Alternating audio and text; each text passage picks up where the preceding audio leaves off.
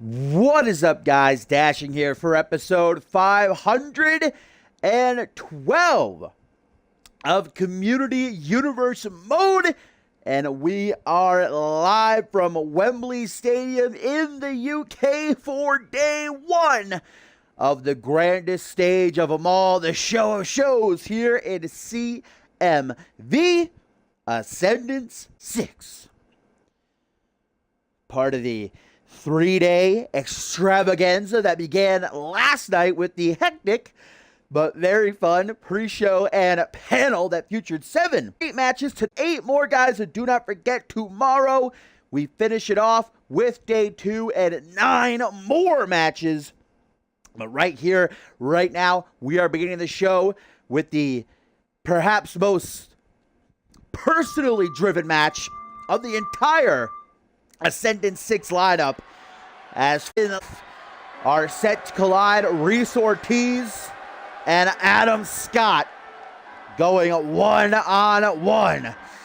And there is 1/3 of the CMV Trios champions, Reese Ortiz. This began back months and months and months ago when tape revealed Adam Scott revealing the tape to the CM Universe. Reese Ortiz, this man right here, cheating on Adam with none other than Xander Slate, and things just truly devolved from there. Adam Scott,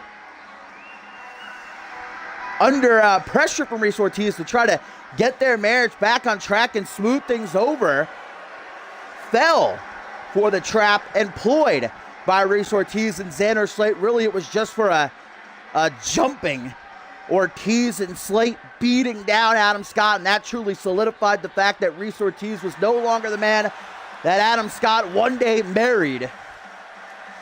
He is a different person, transformed by Xander Slate. And ever since then, guys, Adam Scott has been fighting as much as he possibly can, scratching, crawling to stay alive. The divorce, Reese Ortiz got everything. Adam Scott didn't get a single penny. And then when Scott was set to get his revenge on Xander Slate, I should say, back at Purgatory, Reese Ortiz ended up coming out to the ring. He and Xander Slate beating down Adam Scott to a bloody pulp. We thought that right there and then was the end of Adam Scott, but somehow, some way, Adam Scott came back again, costing Reese Ortiz the International Championship a few weeks ago. Ortiz finally had enough, challenged Scott to this match. Scott accepted, and here we are. And just earlier today, both these men agreeing to make this matchup anything goes. A matchup like this cannot end on the grandest stage of them all via count out or disqualification. So there are no rules. These two going to tear into each other and hopefully finally bring things to an end, as Ortiz, obviously the much bigger man, gonna start off strong here against Adam Scott. Of course, Ortiz, part of the Trios champions now. Randy Orton and Xander Slate winning the titles earlier this week on Fusion. Xander Slate and Randy Orton in action tomorrow during day 2, taking on Brule. And a tag team straight fight. Nice. And Zaguri right there takes out Reese Ortiz. It was just a few nights ago that Adam Scott got that revenge he was supposed to get on Slate back at Purgatory. What a matchup they had. And honestly, that makes me question if Adam Scott is at 100%, because he and Xander Slate went to war. Adam Scott, though, in the end, did get the victory. That was a big push to momentum. Had to feel good for Adam Scott. Now, he looks to put down the man that he once loved. But a man that truly is no longer there. Reese Ortiz is just a different person than when he first debuted here in CMV. That spear took down Reese Ortiz for a few moments. It doesn't keep him down.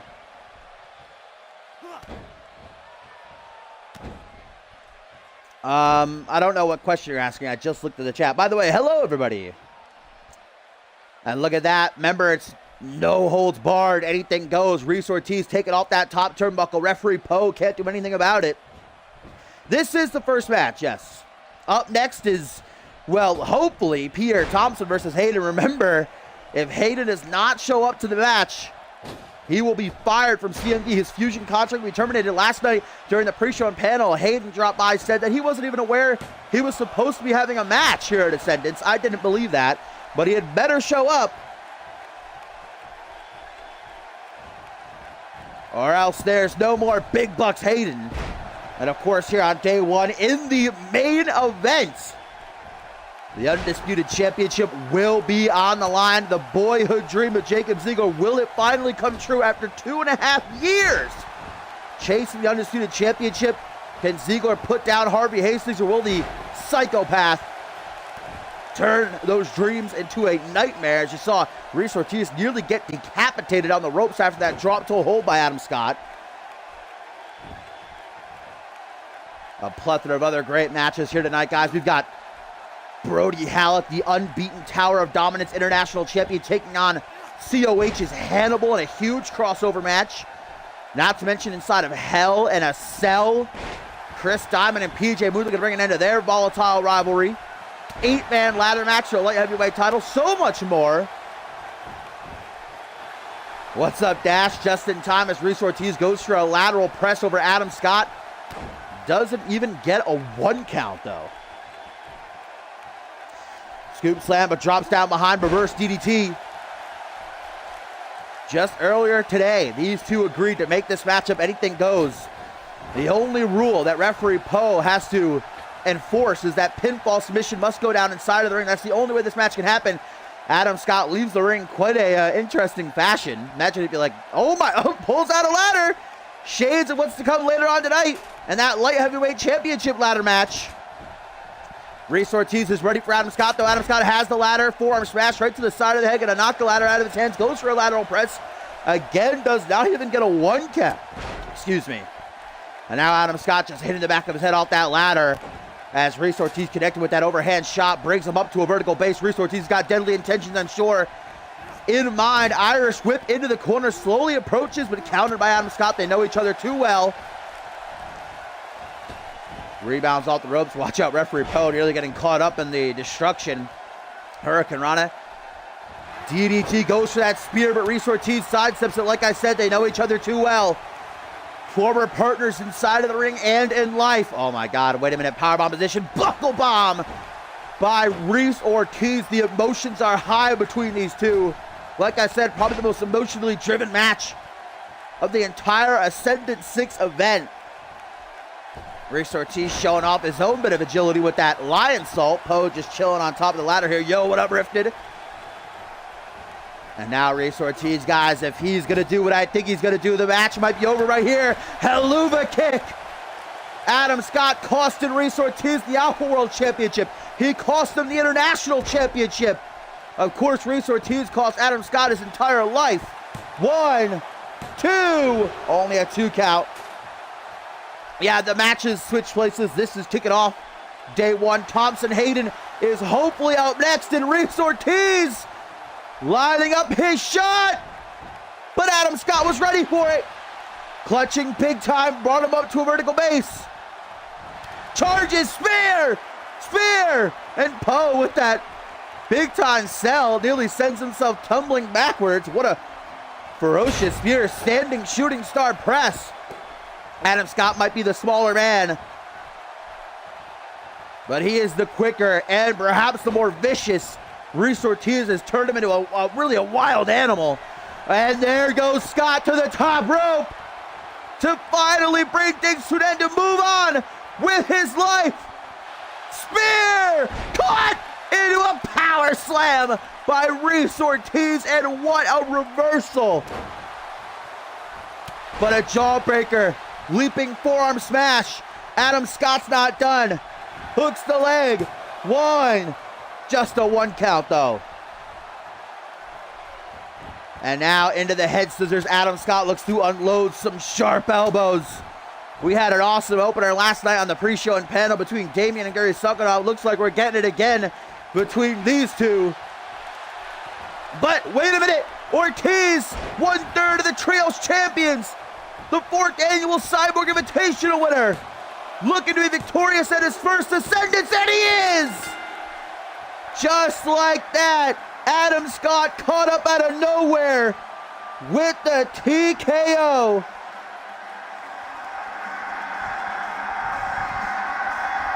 Ortiz has taken everything from Adam Scott, and now at the show of shows, takes the victory after an awesome match. It really all ended for Adam Scott when he went for that top rope spear, and Ortiz countered it into a power slam. Hitting that TKO, and Reese Ortiz stands tall.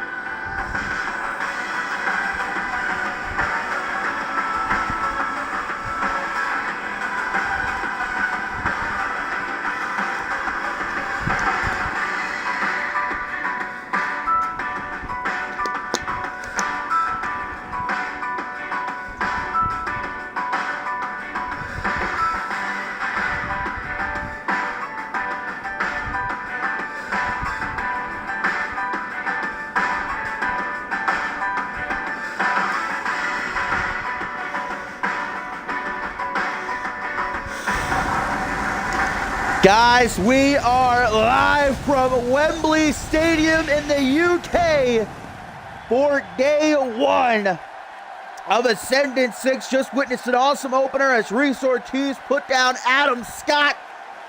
And now we are getting into the thick of it.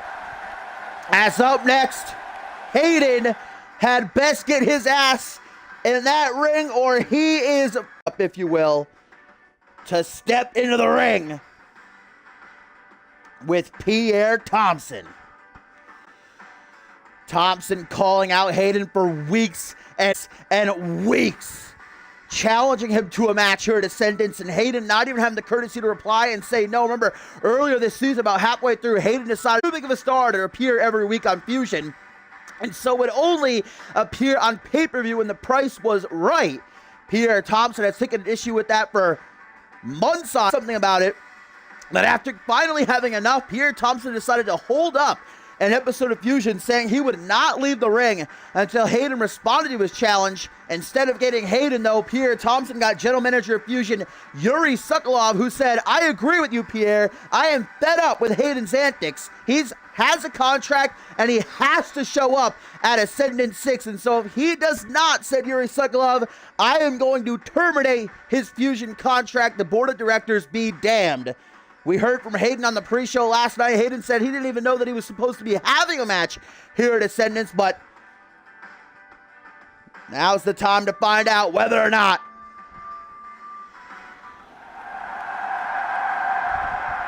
he is going to be appearing at his 5th Ascendance event.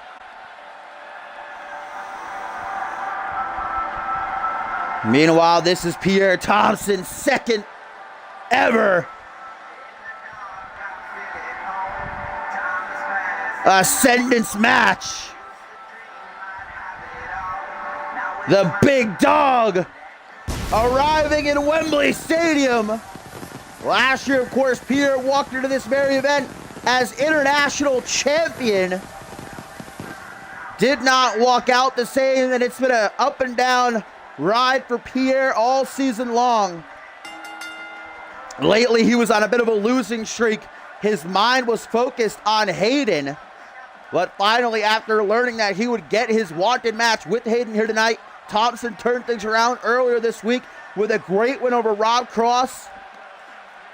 Thompson knows exactly what he's doing. He knows that a win over the likes of Hayden here on the grandest stage of them all will be the exact kind of push that he needs.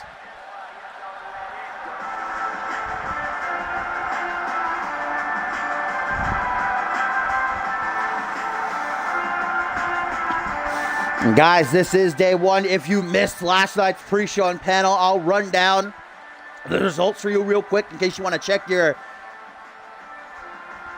predictions. But currently in the lead, I did check last night, is Brian, aka Z.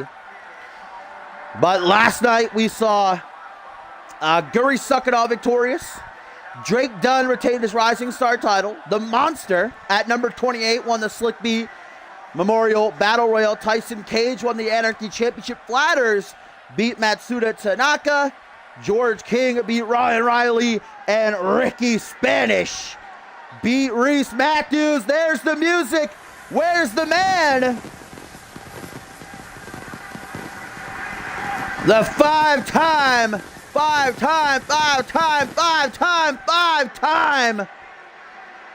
undisputed champion, arriving at the show of shows. Hayden's not an idiot, baby. He wants those big bucks. Obviously, taking General Manager Yuri Suckanov seriously.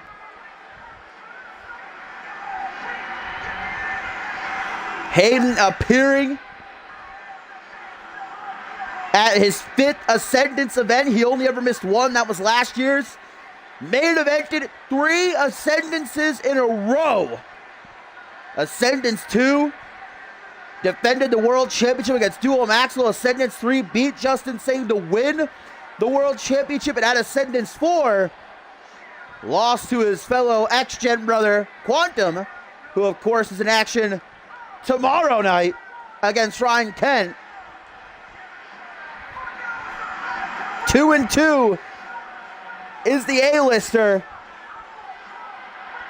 at the grandest stage of them all. Will he go 3-2?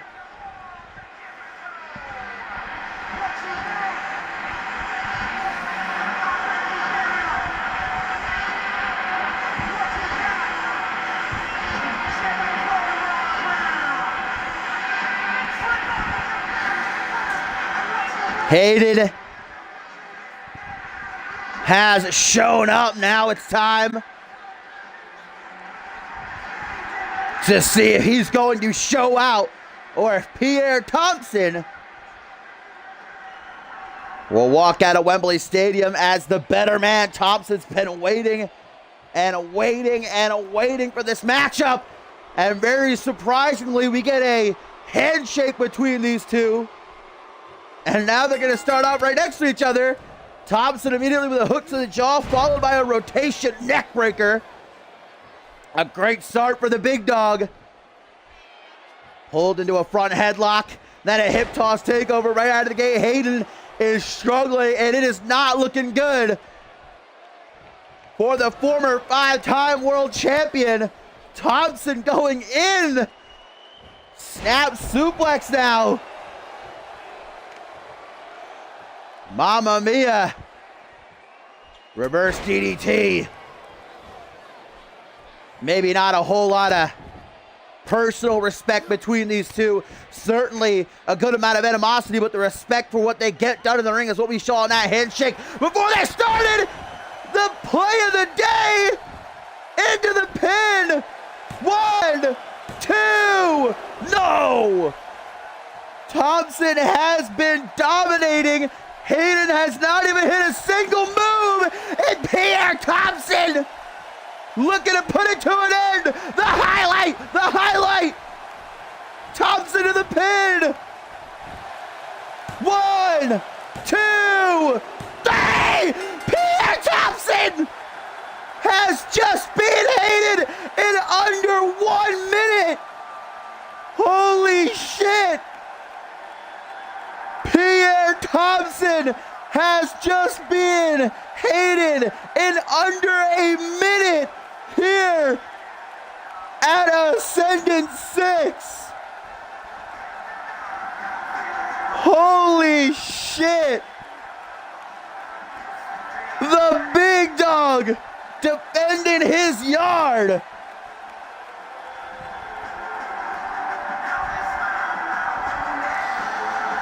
Oh my God, Hayden did not even hit one move.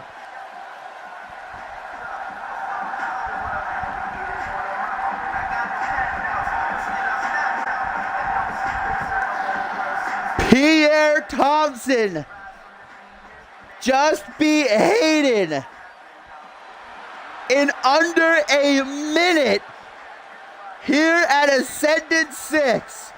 Hardly breaking a sweat.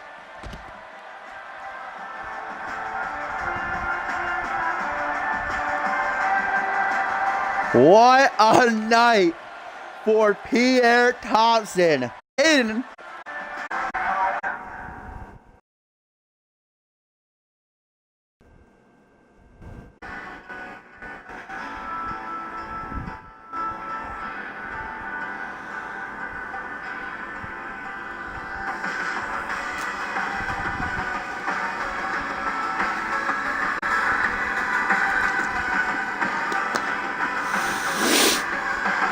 well, hopefully, the rest in 6 for the members of X-Gen. Of course, tomorrow, Quantum going to be going up against Ryan Kent, while Schmitty and Paul Devine collide one more time.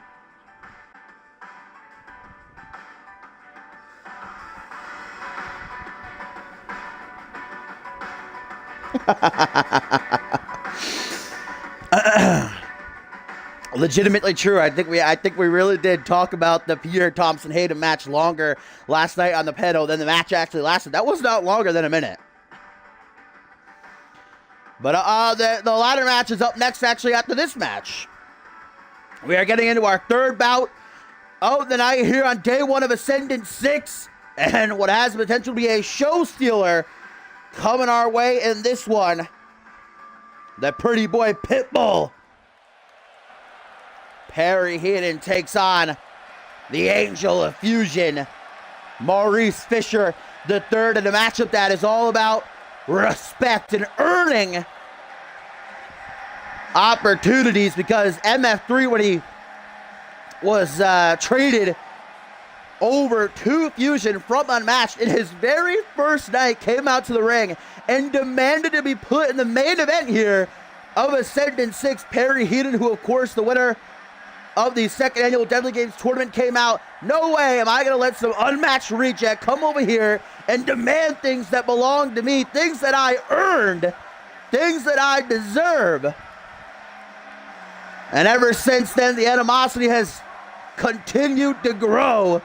But I think the real cherry on top was a couple of weeks ago when MF3 challenged Perry Heaton to have their Ascendance match early on Fusion. Perry Heaton accepted.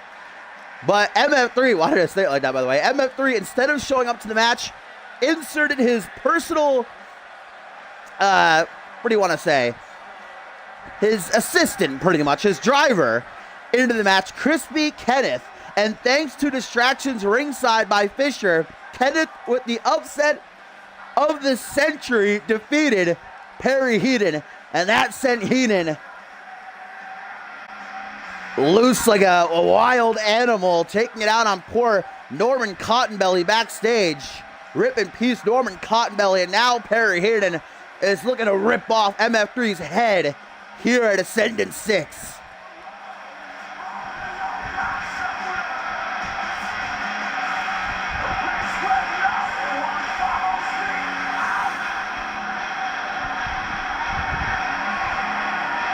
Yeah, tonight, and our main event of day one, it is a Scotsman versus a German. Jacob Ziegler versus Harvey Hastings, live from Wembley Stadium in the UK for the Undisputed Championship.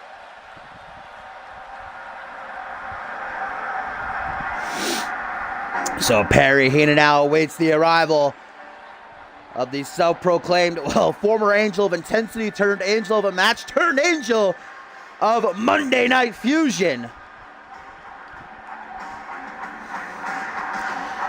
Maurice Fisher III just competed a month and a half ago at Implosion. Now he's here at, wow. Very interesting attire MF3 is coming out here in. Like I don't know what's going on his face there. He kind of looks like Marty Cassell. Is this maybe a Marty Cassell cosplay?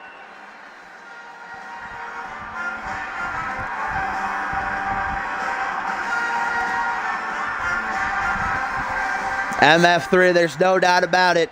You might not like him personally. He's certainly a handful. He's got a slew of yes men at his back, including Crispy Kenneth and his girlfriend Raquel Love. Well, yes woman, I guess. But MF3 can get it done in that ring since coming to Fusion. It's only lost once. And that was in a tag team match. Actually, he and Chris Diamond lost to the team of Perry Heenan and PJ Moon. It was, of course, earlier this week on Fusion that MF3 took out Perry Heenan in that fatal four-way, which allowed for PJ Moon to piss off by pinning Chris Diamond. Save myself. So you could say MF3 in a way got the last laugh before heading here into Ascendance 6, but now the spotlight is on bright. Perry Heenan, MF... Oh. The former Anarchy champion there showing off his sliding powers, just without any movement, gliding across the ring.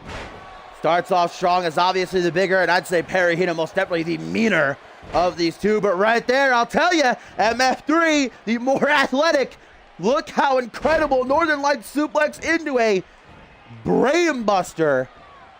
Talk about some power as well. That takes some serious upper body strength. Considering Heenan probably has a good maybe 50 plus pounds on Fisher as well. Irish whip off the ropes, double axe handle, gonna take out Fisher. Fisher immediately goes to the ringside area. He's not done. I'd say a thinking man's wrestler. Gonna recuperate a little bit, rushes back in, catches Heenan off guard as he was taunting. Snap, dragon suplex, bridge to pin, only gets a 1 count. MF3 and his whole tenure on Intensity, then unmatched, and the couple of months he's been on Fusion, has never held a championship. Perry Heenan actually, this time last year, walked into Ascendance as the Anarchy champion, defended in a triple threat, was not able to retain his championship. Perry Heenan, guys, be careful. He just took off that top turnbuckle. This is a clean standard match. If referee Poe catches him using that exposed turnbuckle, it could cause a disqualification. Ooh!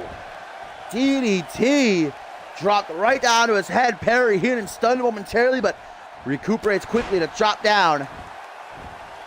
Fisher now goes rolling through. Transition into an air raid siren. Dropped into a neck breaker. Counters his MF3 though. Punch to the chest. Guys, up next here on day one of Ascendance 6. It is that 8-man light heavyweight championship ladder match.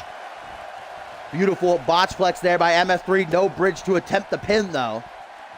Percy Simmons going to be defending his light heavyweight championship against 7 other superstars in a situation where he doesn't even have to be pinned, submitted to lose his title. Doesn't have a champion's advantage. Will the longest reign of all time for the light heavyweight championship come to an end, or can Simmons pull out the clutch? We'll find that up next as Perry Heenan gets MF3 in the corner right where he wants some overhand punch in that exposed turnbuckle. Wait a... Oh, I thought he was going to slam him face first off of it for a moment.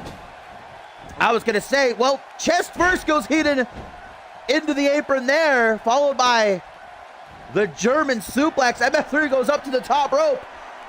Perched high, Fisher wants to fly here at the show of shows. Ooh, nice brain chop. Flailing through the air there, Fisher.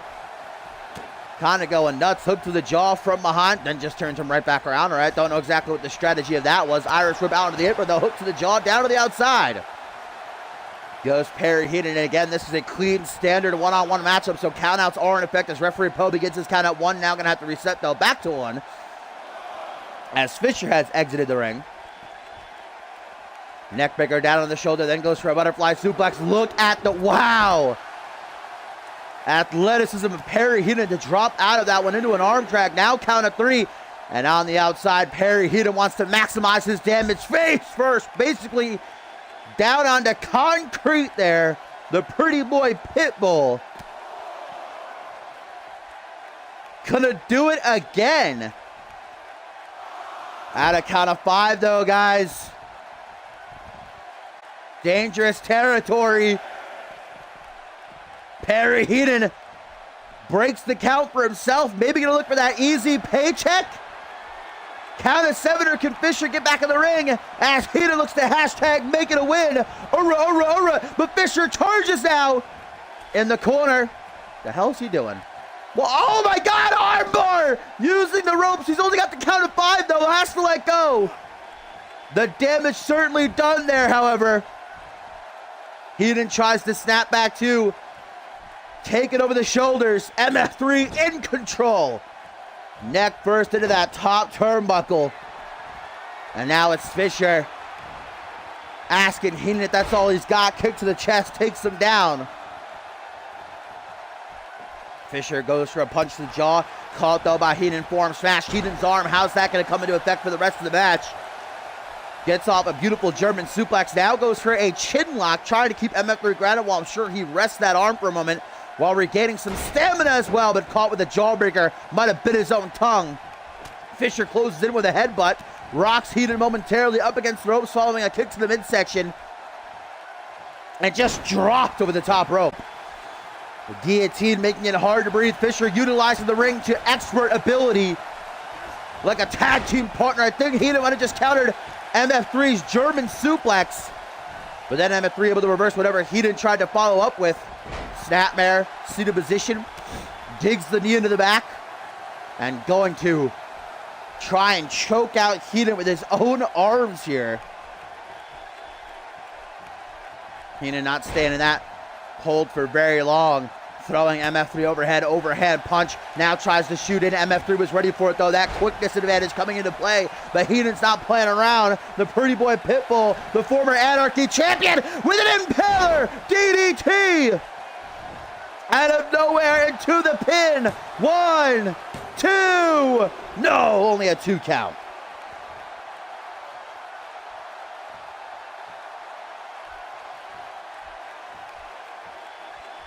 Perry Heenan seeming a bit baffled as to how that was not enough to get in the win. How about that? Springboard body splash, something I wouldn't expect to see out of Perry Heenan, but he's trying to stay in the driver's seat now. And look at that ferocity beginning to shine through. Heenan's getting agitated. This is good news for MF3. Going to try to use Heenan's emotions against him. Up over the shoulders. Yo, what up, Mr. Love and Stuff? Look at MF3 in the corner again like it ain't no thing but a chicken wing, trying to get into the head of Perry Heenan. Last second mind games. Goes for that German. This time he's going to get it. No bridge to try and pin, however. And Heenan just no sells. Hook with the elbow to the midsection. Overhead with the fireman's carry though. Subo setting up for that axe kick of his. Heenan. All right. Heenan busted open now. MF3 playing some games with the flop. Trio clotheslines. Heenan in the corner, but goddamn putting up his elbow. MF3 ran face first right into it. Brain buster. Hit to devastating effect, but MF3 takes it with a pinch of salt. Biding his time, trying to keep his head above the water.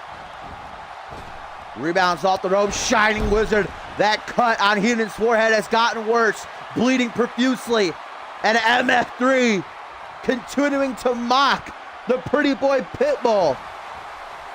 There's that snap German a second time. Again, no pin to follow through though. MF3 stomped to the middle of the back. Perry Heenan groggily brought up to his feet.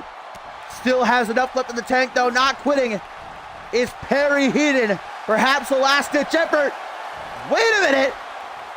MF3 with the vertebreaker. Drilling Heenan neck first into the canvas. 1, 2. Oh my God. What very well could be argued as a rope break there. But luckily, Perry Heenan is able to kick out somehow after getting his neck shattered into a million little pieces.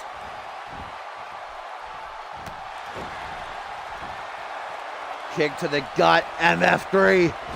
Rebounds off the ropes. Throwing up the middle finger before dropping a forearm smash across the face of Heenan. Scoop slam drops down behind. The top of the food chain. Maybe if he could try to cinch in that dog collar of his, he's tapped out. MF3 with that before, the tag match I talked about earlier. The only match that MF3 has lost since coming to Fusion. Perry Heenan tapped him out with the dog collar. And look at MF3 now, methodical, a slow pace being adopted as he just stomps on every single limb of Perry Heenan here.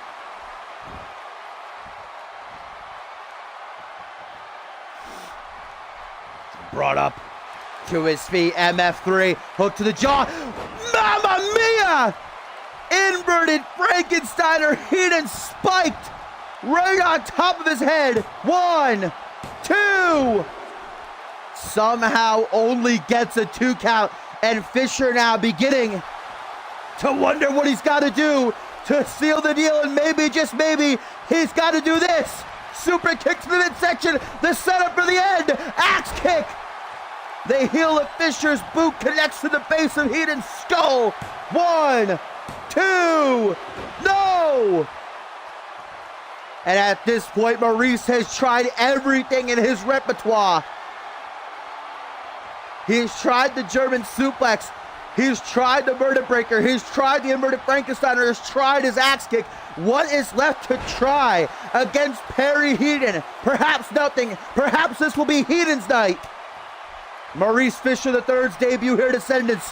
Perry Heenan looking to go 1-1 after losing last year at this very event. But it's more about that. Perry Heenan's looking to teach MF3 a thing or two about respect and earning your shots here in CMV. And now MF3 almost playing with his food.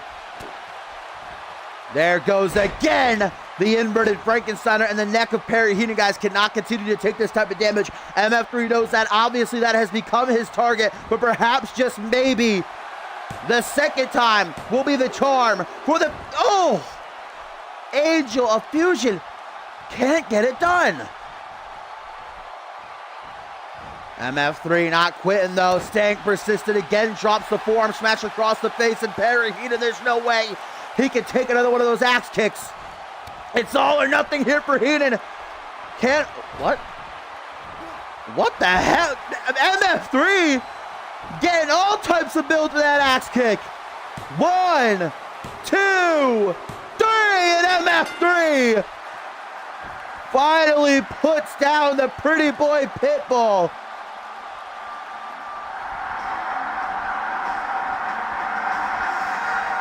What a match between these two. I was expecting it to be a show stealer. It most definitely delivered. Of course, we've still got a lot to get to here on day one. But MF3 going all out in the end with that lax ass kick. Rebounding like 10 different times. Look at that. Vertebreaker. I thought it was over right there. But the resiliency of Perry Heenan caught him fighting just a little bit longer. Maurice Fisher III, victorious at Implosion, victorious at Ascendance. What a match. And what a win for the Angel of Fusion.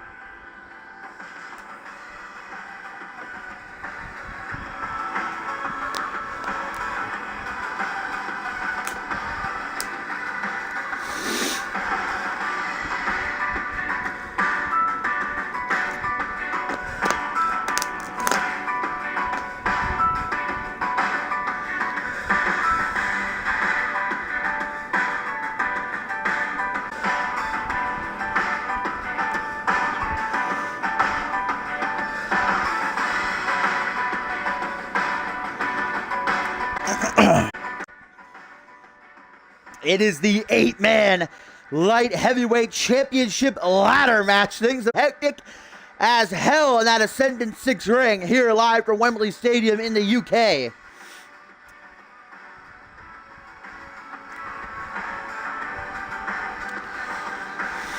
But Percy Simmons has set the record this season as the longest reigning light heavyweight champion of all time. He captured the belt back at Regicide, defeating Jay Davis, and since then, virtually nobody has been able to touch the franchise, the gold-blooded Percy Simmons.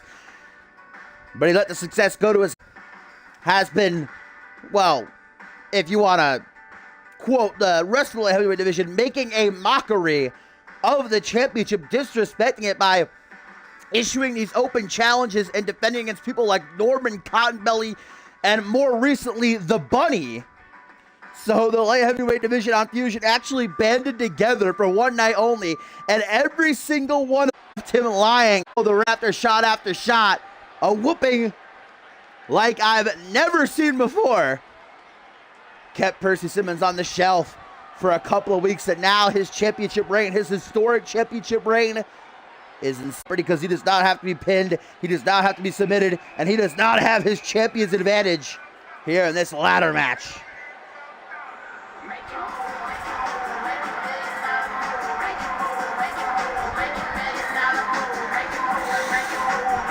And there he is, as if the situation doesn't bother him even a bit. The gold-blooded franchise, the face of change. Percy Simmons, in his return earlier this week on Fusion, tasted his first defeat in months at the hands of one of his 7 challengers here in this match, El Valentino, who a lot of people are putting their money on, the streak that Valentino has been on as of late. But if I'm being completely honest with you guys, I am not taking my chips out of the corner of Percy Simmons. He has proved this season, even if you don't like his attitude, I don't. It's an attitude that, well, he's got every right to have, because there's some validity to the statement that he is the greatest champion in current day CMV.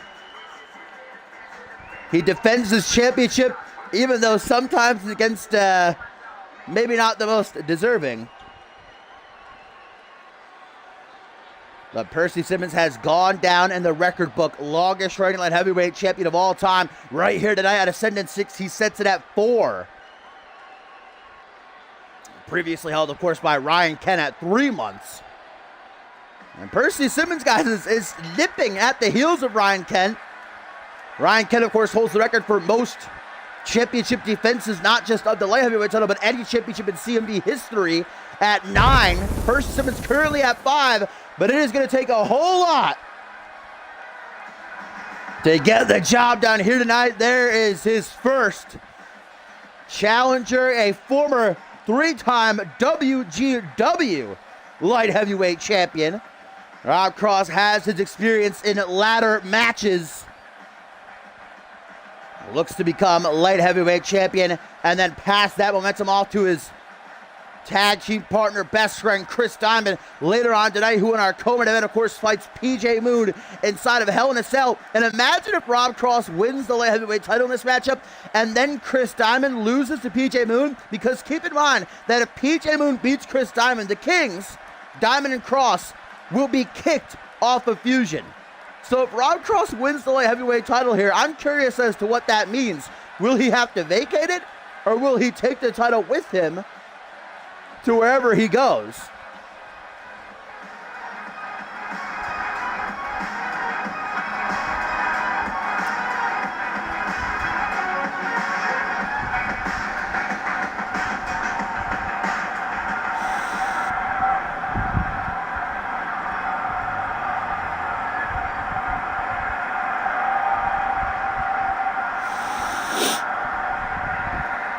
Percy Simmons, Rob Cross in the ring, and of course a ladder match.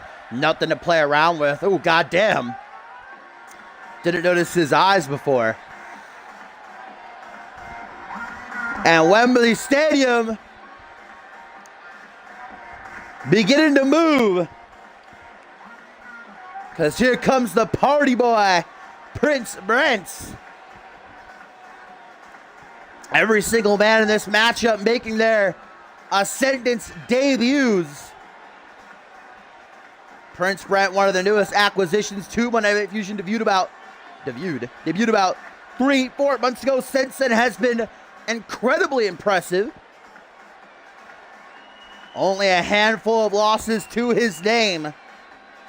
However, Prince Brent, I talked about it before. I'm curious as to how he'll do in this matchup because he's a submission expert, and submission's not going to do you much in this kind of matchup where the only way to win is to climb a ladder and unhook the championship as it hangs above the ring. I guess you could lock your opponents in a submission, force them to pass out and then eliminate them essentially from the match, but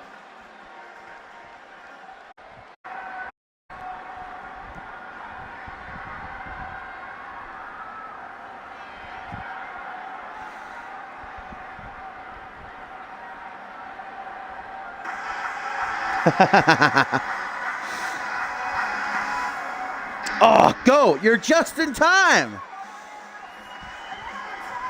This is the 8-man light heavyweight championship ladder match. Prince Brent just entering. Rob Cross and, of course, the champion Percy Simmons in the ring. And here comes the hot commodity, Joey Diaz, called up from NGW by General Manager Fusion Yuri Sokolov to compete in this matchup, and since arriving has been unbeaten, making a habit of attacking his opponents after the bell has rung as well. Joey Diaz has been sending a message to every single other person in this match. Remember, it was Diaz who was under the bunny costume as well.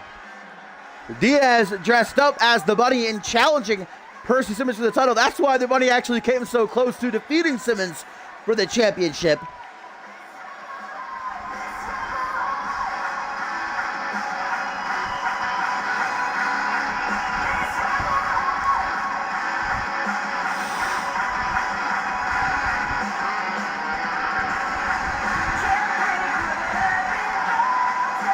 Joey Diaz, a hellacious striker, not somebody you want to be throwing hands with, and especially those knees of his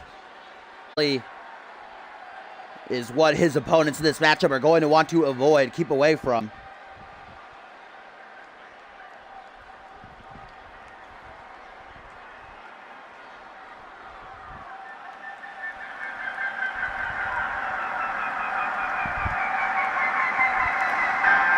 And here comes maybe one of the least likely, according to the CMV universe, to walk out victorious here in this matchup, but in my humble opinion, might be just the most dangerous competitor of this matchup. Chase Henderson, the chosen one, is another deadly submission expert. You do not want to fuck around with the arm bars of Henderson.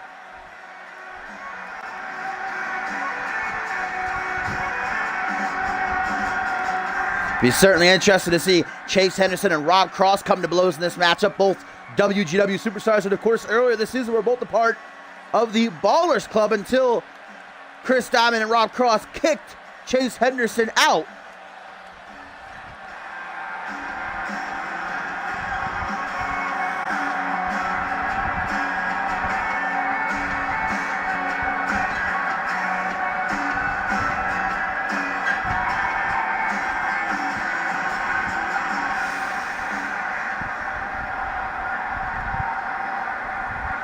The ring beginning to fill with superstars. Percy Simmons, I can see him all here in the corner.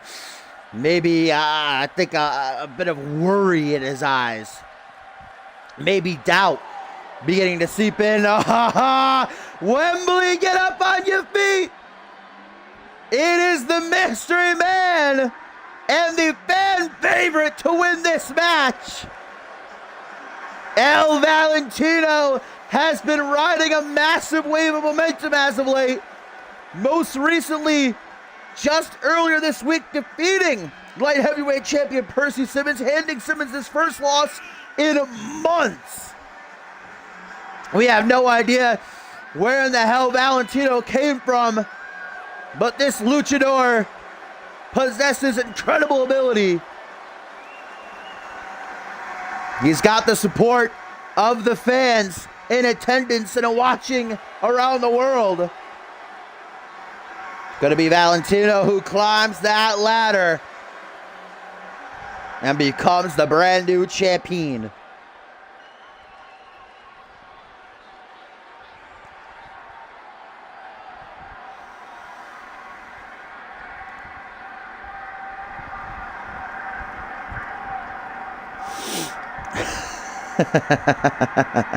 Love this attire on Valentino, by the way. Oh, yeah, baby.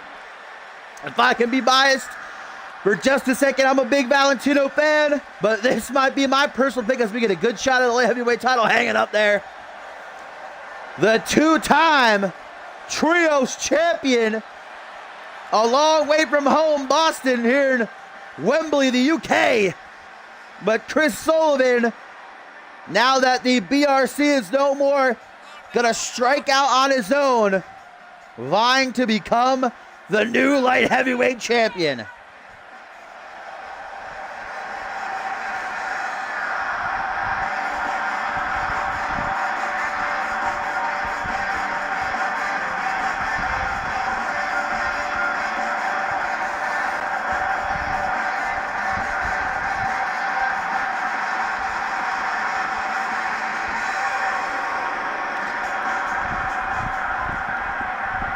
And last but not least, to round out this matchup, guys, another fan favorite to walk out of Ascendance 6 with the light heavyweight championship. This man has had quite the journey this season. Been a roller coaster ride for Brandon Rain, but through all of it, the CM Universe has been by his side, battling addiction to become one of the greatest superstars that Monday Night Fusion has to offer. Former Rising Star champion and a man who has been on the hunt for the light heavyweight title for months now. Him and Simmons having a storied rivalry that, of course, ended in that awesome Falls Count Anywhere match a couple months ago. Brandon Ring possesses incredible agility, cat-like reflexes. Keep your eye on Brandon Rain in this match, guys. He can zip up that ladder real quick.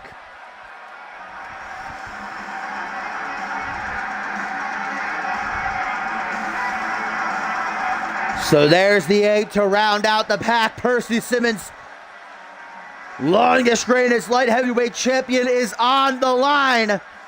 Can he pull out the clutch and retain? Or will it be one of his?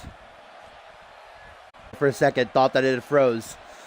That is what it is all about. The light heavyweight championship that, whether you want to admit it or not, Simmons has made important this season. Really, if you ask me, the last time the light heavyweight championship meant this much was when Ryan Kent held it. Nice shot of the crowd there as the match started. And all 8 of these superstars just immediately going after each other. Valentino battling Prince Brent. Simmons going after Chase Henderson. Brandon Rain and Chris Sullivan colliding. Rob Cross and Joey Diaz going head-to-head. Remember, no pinfalls, no submissions, no countouts, no DQs. Literally the only way to win this match is to climb that ladder and unhook the championship. Whoever does that will leave Wembley Stadium as the light heavyweight champion. There's only ever been one other 8-man ladder match in CMV history. It was at the top of this season, back at Death Wish, in which Chris Andrews won the International Championship. Of course, the man who tomorrow night during day 2 headlines the show of shows, defending his Alpha World Championship against Josh Wolf in a 30-minute no DQ Iron Man match. Joey Diaz follows Percy Simmons to the outside. Chase Henderson going to the top rope. Brandon Rain on the second turnbuckle, taking out Chris Sullivan with a DDT Meteora to Rob Cross. And how about that spot? Yes, please. That's just the beginning of what I'm sure gonna be a crazy match. Enziguri takes out Valentine ringside, and the party boy doing a bit of shuffling. Rob Cross and Chase Henderson, I knew it was only a matter of time before they came to blows here. Still some leftover hatred between them. Brandon Rain with a shoulder thrust to Chris Sullivan. Sunset flip powerbomb down to the outside. Sullivan already taking a lot of damage at the hands of Brandon Rain. That does not bode well. Headbutt now by Rain as Percy Simmons tries to stay on top of Joey Diaz here, but Diaz with an arm wrench throws him right overhead. Brandon Rain just got pushed back into that ladder, but fires back at Sully with a curb stop. I wish somebody would get in the ring.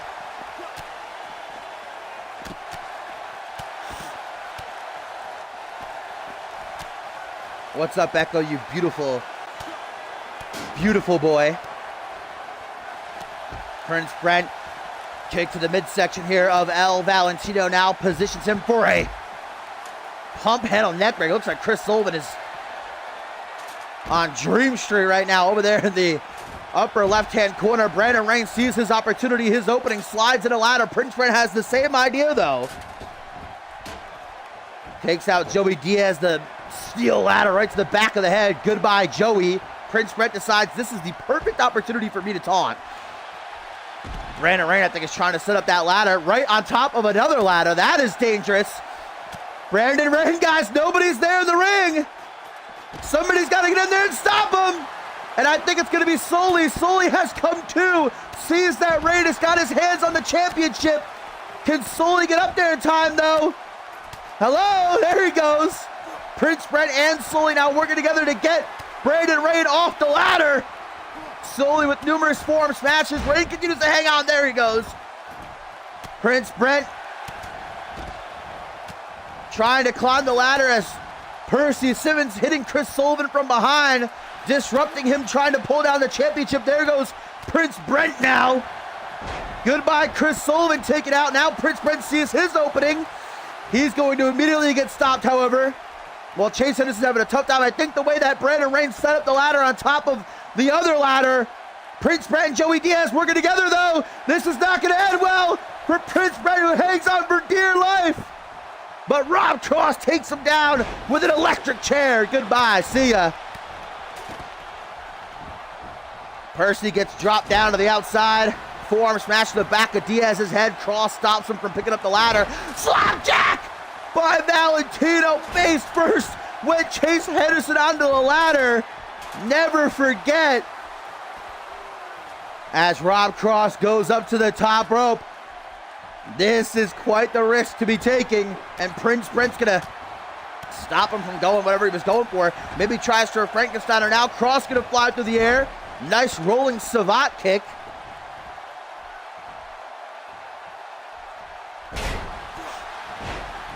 Chris Sullivan definitely had a rough go in this match so far. Implant buster, though. Beautifully executed as Chase Henderson takes him to the outside. Brandon Rain just trying to attack everybody with this ladder now. Here goes Percy Simmons sneaking back in behind everybody, trying to get that ladder. Maybe just kicking Prince Brent while he's down. Now gets the ladder. The chosen one, Chase Henderson, sent to the outside. Percy wants to make sure that everybody stays down, though, before he properly sets up the ladder, guys. That championship's hanging on by a thread. A bunch of people in this match have already had their hands on it. Before Simmons gets the opportunity to climb the ladder, however, Sullivan's busted wide open, by the way. Didn't see when that happened. Can't say that I'm surprised, though, guys. The ladder's set up just waiting for somebody to climb it, and Rob Cross is all alone in the ring. One half of the Kings sees that opening. He's going to take it. Nobody sees him. Rob Cross was left alone. Can somebody stop him? Or do we have a new light heavyweight champion? Prince Brent trying. Rob Cross sees Brent coming. Trying to play the defensive. Now Rob Cross and Prince Brent battling 10 feet above the ring. Atop this ladder. Oh my God. Oh my God. Prince Brent trying for a super. Oh my God. Super. Oh, what? Gourd Buster. The fans chanting, this is awesome.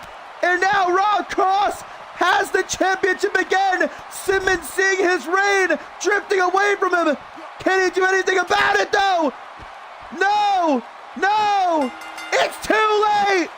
Rob Cross is the new CMV light heavyweight champion.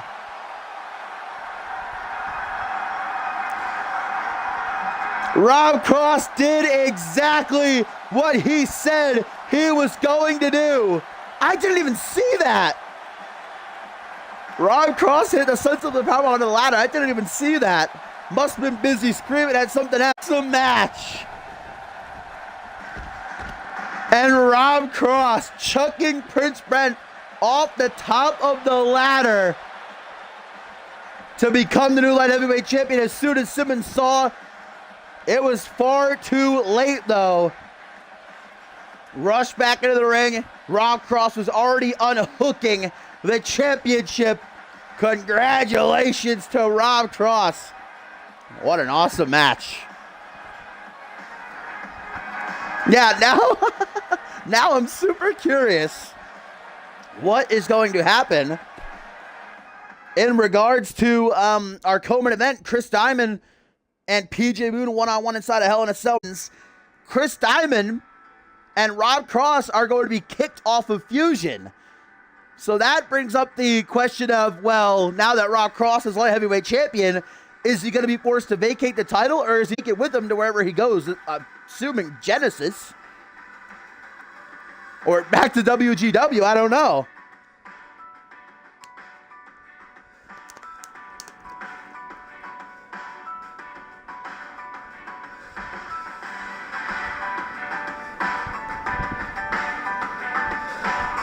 I love ladder matches. Oh, get me so hype. That was a fun one. Rob Cross is like a second away from death. Prince Brent was going for a superplex, said, nah, fam. But guys, up next we have got quite a match coming our way. A crossover. As Brody Halleck, you could say, he wouldn't say it himself, but many have noted defending CMV in a way, the unbeaten Tower of Dominance, the international champion, going at one-on-one with COH's Hannibal of the Society of Souls. And this match was coming our way because months ago, it was announced that Hannibal was on a world tour, visiting various other promotions to have matches. And he signed on for a deal with CMV, general manager of Genesis Castle fame, allowing him to pick his Ascendance 6 opponent. And after weeks of deliberation, Hannibal was calling out multiple people. He called out Peter Thompson. He called out Hayden at one point. But in the end, he said he wanted to be the one to bring Brody Halleck's streak to an end. And so he's getting his opportunity, but is he going to regret it? Because the Tower of Dominance, since coming to Genesis, has been untouchable. Obliterating every single person put in front of him. Obliterating Dallas Steele, who held the International Championship for 3.5 months. Dallas Steele, who before Purgatory was thought untouchable, Brody Halleck dismantled him in minutes to become international champion. But Brody Halleck said, Hannibal, you're nothing more than another paycheck to me.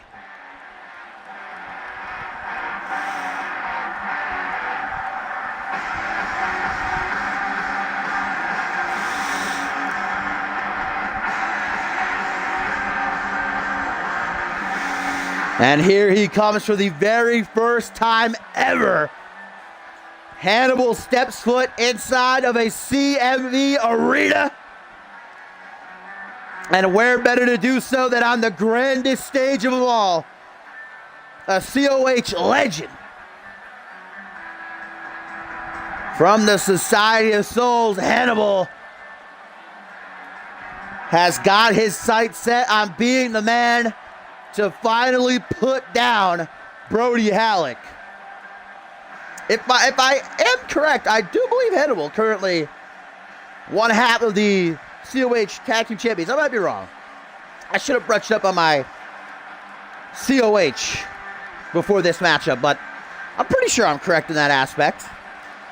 Suffice to say, Hannibal's got a lot going on in his life currently, but savoring this chance to say he was the one behind the one.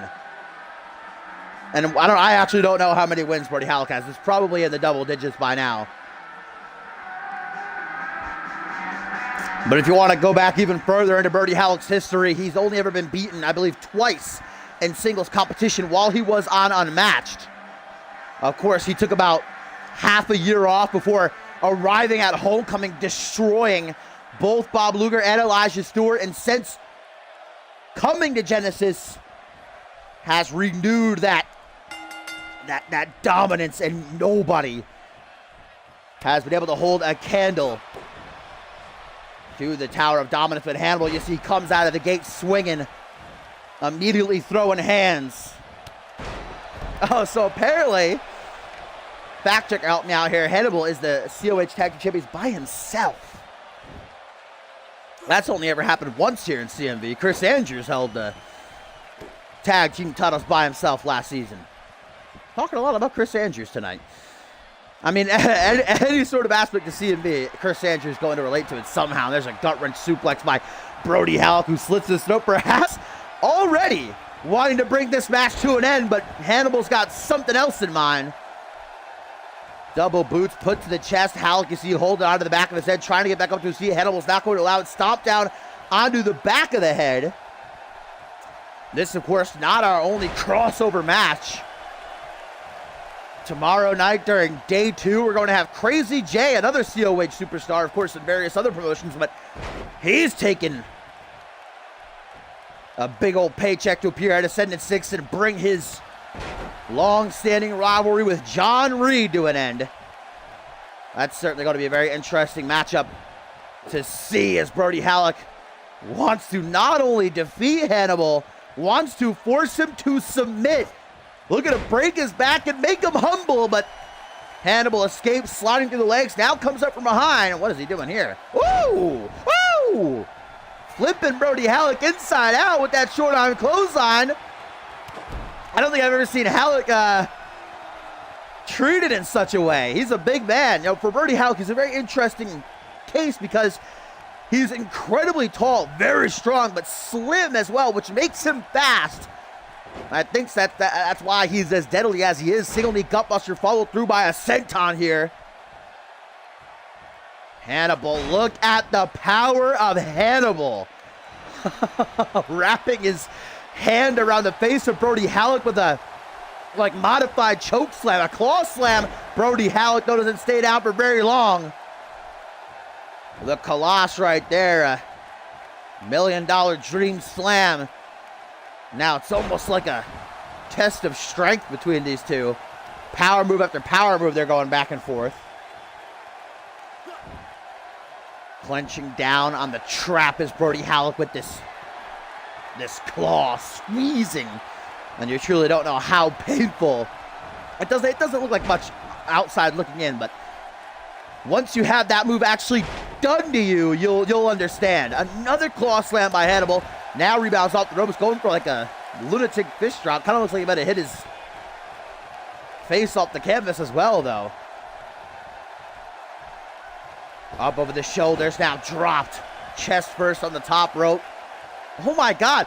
Third time claw slam by Hannibal. This time he doesn't even let Brody Halleck take the move. Immediately lifts him right back up into a snapmare. Hannibal dropping down into a chin lock. Hannibal's very smart, though. He's in control. He wants to make sure it stays that way. Keeping Brody Halleck grounded, but Halleck breaks free. Jawbreaker. Hannibal grabbing at his jaw there, maybe might have dislocated it. Single underhook suplex, a hatch suplex. Look at these knees from Halleck, the CMV International Champion, the unbeaten Tower of Dominance here at Ascendance 6. Whether he likes it or not, is defending CMV's turf against an invading force in COH's Hannibal.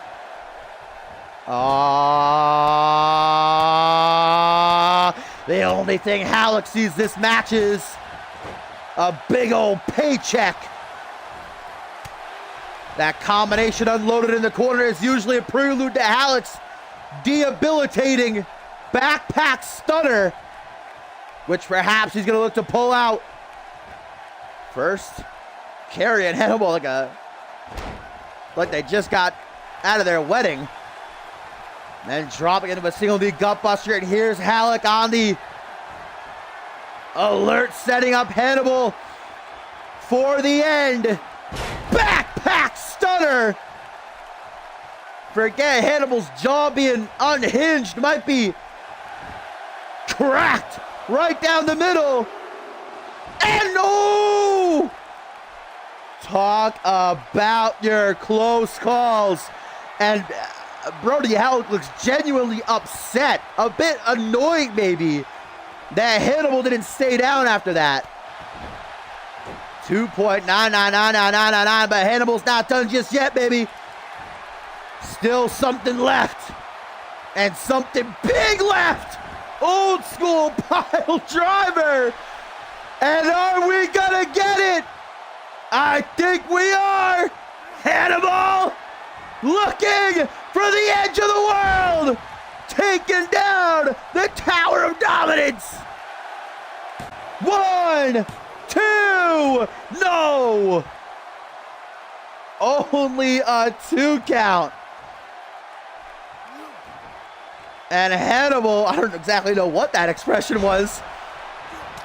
Seems like he knows he's got Halleck right where he wants him. Oklahoma Stampede. Brody Halleck, though, snaps right back. Drop overhead. Right down onto his backside. Short arm clothesline. Hannibal. Oh! Oh, straight big boot at close range. Halleck just got his face rearranged, busted open. I don't think Halleck's ever been busted open before. Holy camole! Halleck is in unfamiliar territory. Hannibal goes to the edge of the world again, but Halleck escapes. Halleck with a trio of elbows to the side of the head, and right into a second backpack stunner. Hooks the leg. 1, 2, no! And Halleck now getting in referee pose space. If I were Poe, I'd take a few steps back. Yeah, good choice.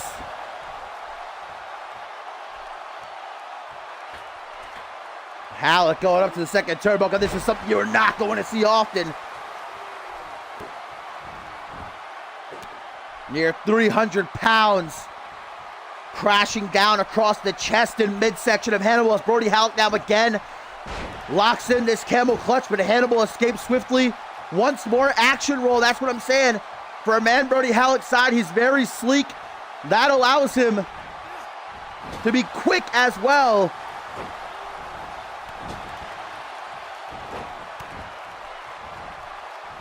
Rebounds off the ropes. Hannibal again bowling a head full. Completely missed that time. Just a bit overzealous. Hannibal is in enemy territory. He's here in CMV on the greatest stage of them all. He's got every single CMV superstar in the back right now cheering against him. And even though Halleck's maybe not the most friendly guy, doesn't have a whole lot of friends in the locker room. Nobody wants to see CMV lose at its own show. And Hannibal got to be feeling those shots in the morning, I assure ya. Takes it with a pinch of salt, though. Sky high pop-up spine buster. Stomp down onto the face. Hannibal just disrespecting Brody Halleck now. Smearing Halleck's blood into the canvas before dropping an elbow to the back of the head. 1, 2.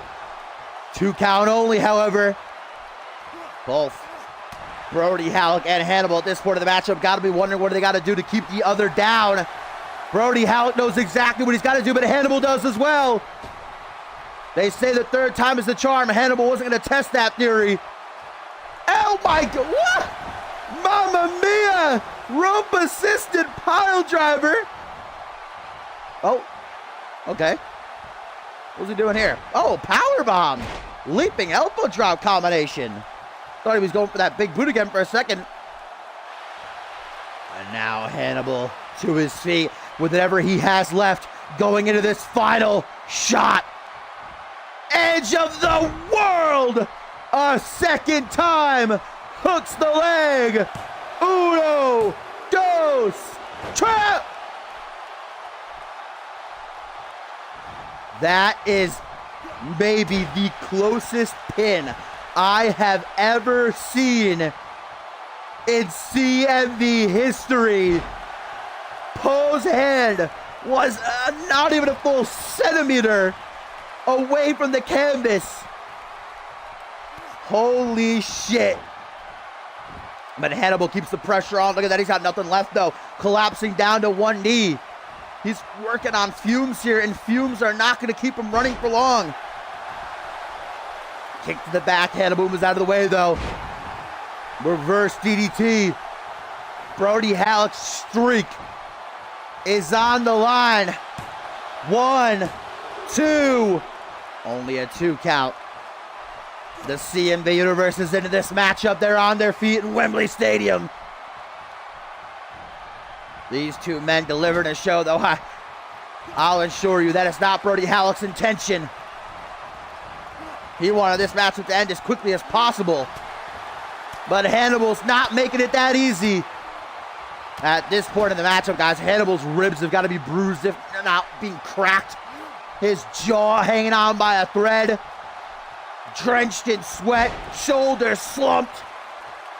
Racking his brain, wondering, what do I gotta do? Jumping cutter, Brody Halleck deflects it though, and now Halleck closes in. Just one more, the backpack stunner. One more time he gets it off. Surely it will be enough. Goes for a headbutt, Halleck catches him with a surprise elbow instead. Luthez press. And just unloading, going right after that open wound across Halleck's face, and Halleck now bleeding like a stuffed pig, gushing blood as Hannibal drops into a desperation pin, gets a close 2 count. Hannibal can hardly stand. I've always wondered what keeps superstars going at a moment like this when you're this deep into the matchup and you've exhausted every single avenue to finish off a match. How do they possibly have anything in the tank? Irish whip, Hannibal on the rebound, tries for something, but Halleck denies that. Back suplex, face buster. And a Hannibal keeping a target to the head of Brody Halleck. Pile driver, but Hannibal can't even capitalize. Doesn't even try for a pin. Hannibal knows better at this point of the match. Both men have hit their patented maneuvers twice. One more time for either. And the bell has got to ring. European uppercut. Hannibal sees his shot. The edge of the world to the pin. 1, 2, 3. Oh my God, are you kidding me?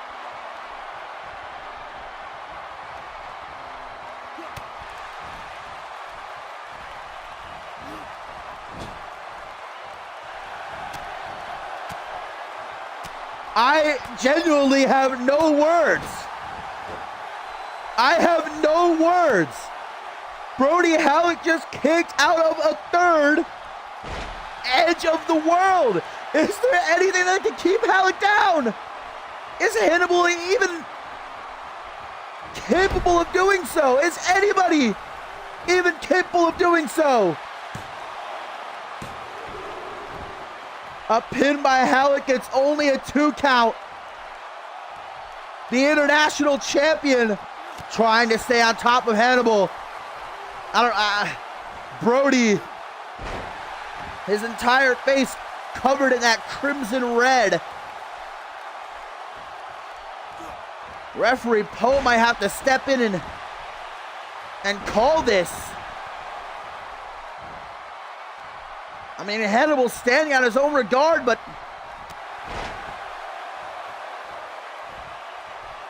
look at Hannibal. Like a shark in the water, he smells the blood of his prey. Mounted punches trying to open that wound even wider. Look at the blood streams down Halleck's face. In his nose, getting in his mouth, even dripping down onto his shirt. Hannibal does not care. But Brody Halleck, one more time, lays him out. Center of the ring. 1, 2, 3. And Brody Halleck somehow surviving the onslaught of Hannibal to defend CMV's turf and remain unbeaten. I have never seen Halleck taken to the limit like that. Wow.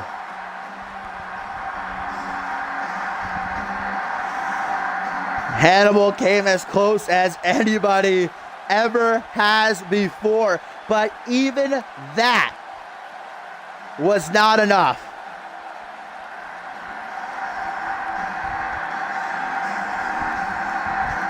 Hit the edge of the world 3 times.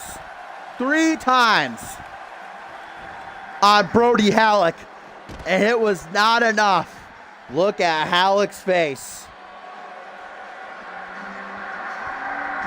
What a performance by both of these men, but live from Wembley Stadium and here at Ascendance 6, Brody Halleck remains untouchable.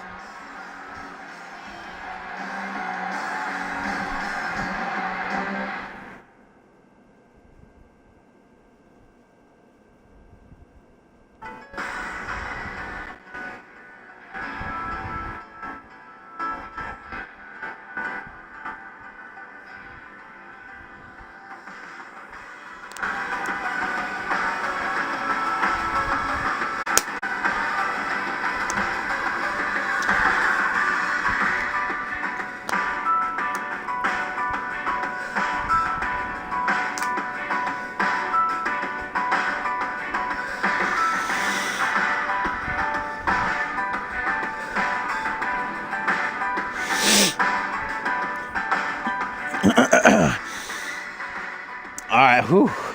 Did get a good long drink of water after that match. My God. And we now get into our tertiary main event here of day 1 at SM in the UK. It has been an amazing night thus far, and even still to come inside of Hell in a Cell. Chris Diamond and PJ Moon bringing it into their epic run. And of course, in the main event, Jacob Ziegler looks to fulfill the boyhood dream when he challenges Harvey Hastings for the Undisputed Championship. But first, it's about the World Tag Team titles, because the Forsaken are about to challenge the ATL. And this is a matchup that is very interesting, because back at Purgatory, the Forsaken were supposed to be battling Brule for the titles, but Uriel Wick and Azrael Kane actually pulled themselves out of the match, which then allowed the ATL to fit them. And of course, at Purgatory, the ATL duly win that title. So truly, in a way, had the Forsaken to thank for being World Tag Team Champions today, but not going to be thanking them for long, because now the Forsaken are coming after the championships, and they are coming after them hard. Can the ATL retain the gold against one of the most ferocious? Let's look a little twang out. The ferocious tag teams we have sadly the law in a standard tag team action, and they beat the ATL twice in order to earn this opportunity. However, the ATL did get a modicum of payback earlier this week on Genesis in a 6-man tag team match, defeating Brody Halleck and the Forsaken alongside Reese Matthews. Can they do it without backup, though?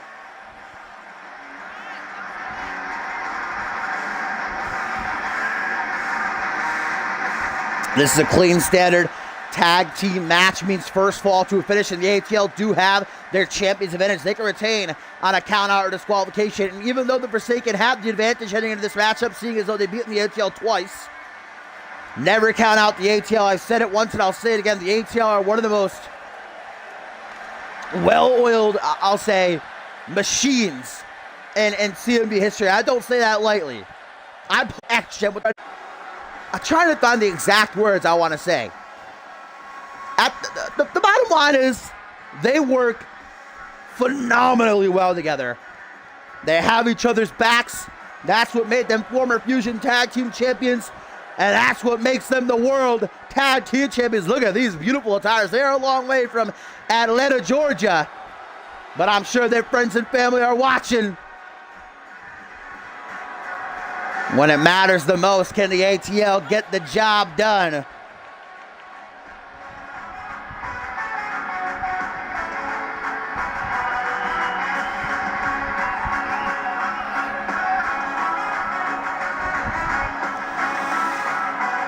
Both of these teams making their Ascendance debuts.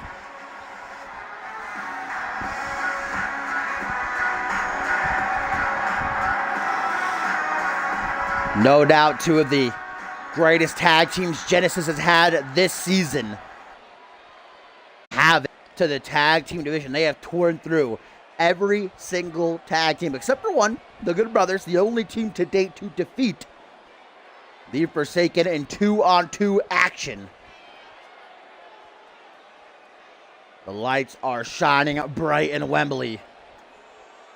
In our tertiary main event, the Forsaken telling the ATL, we're the only reason you're the tag team champions now. We're coming to collect what's ours.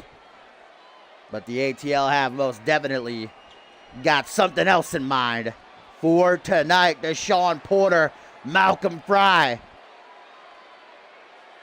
runners up for Tag Team of the Year and the CMV Glammies, and with good reason.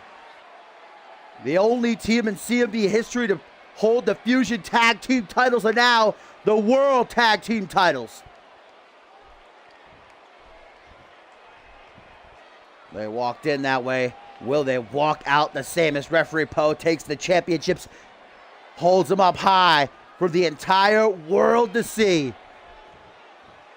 And here we go. Uriel Wick starts things off against Malcolm Fry, the suplex machine. The bell rings and let's get it on. Call double tie up out of the gate into a side headlock. Early control for Malcolm Fry. Now takes a hold of the arm of Uriel Wick.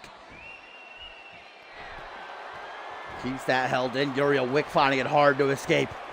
Malcolm Fry has an amateur wrestling background. You certainly don't want to keep this up with him. I think part of the reason Forsaken have been so successful is that they are unrelenting in how they go after their opponents. Brute force is the name of the game when it comes to Uriel Wick and Azriel Kane. It's just about if the ATL can handle that force and send it back at him here tonight. Jawbreaker now tries for a scoop slam, possibly instead gets the knee to the midsection. Barrel roll, trips up Malcolm Fry. Might have chipped the tooth as he smacked face first off the apron. Ooh! And face first, he goes into the knee now. He didn't chip a tooth before. He probably definitely did now. Up onto the second turnbuckle, referee Poe telling Uriel Wick to watch it. Rolling senton connects. Slow way to start this matchup, but a back body drop by Malcolm Fry. Fires off, not allowing the Forsaken to dig in at the start, because then the ATL will have to fight from the bottom. Like I said, the ATL do have their champions advantage. They can retain the titles on a count out or disqualification, whereas the Forsaken cannot win the championships either of those ways, only by pinfall or submission in the ring. Will they be crowned the new World Tag Team Champions? Irish Whip to the corner as Malcolm Fry was looking for a tag. Now Wick has something dastardly in mind. Tree of Woe. The blood rushing to the head here of Fry as Uriel Wick slowly but surely climbs to the top rope. Malcolm trying to catch his bearings and gets double boots stabbed into the chest, drilled into the canvas, snap German suplex. And already it is not looking good for the ATL. Irish whip to the corner. Tag to Astro Kane. The Forsaken. Not getting paid by the hour. God's eye to the pin. Will we have new World Tag Team Champions? Easy as that? No, to Sean Porter and Shores. That this match will continue as Astro Kane goes for another pin. Uriel Wick takes out Porter, but Malcolm Fry has enough time to come back to. Hook to the midsection. Malcolm Fry now sees his opening and he takes in some serious power on display with that hero slam. Near 400 pounds. That's what Astro Kane is packing.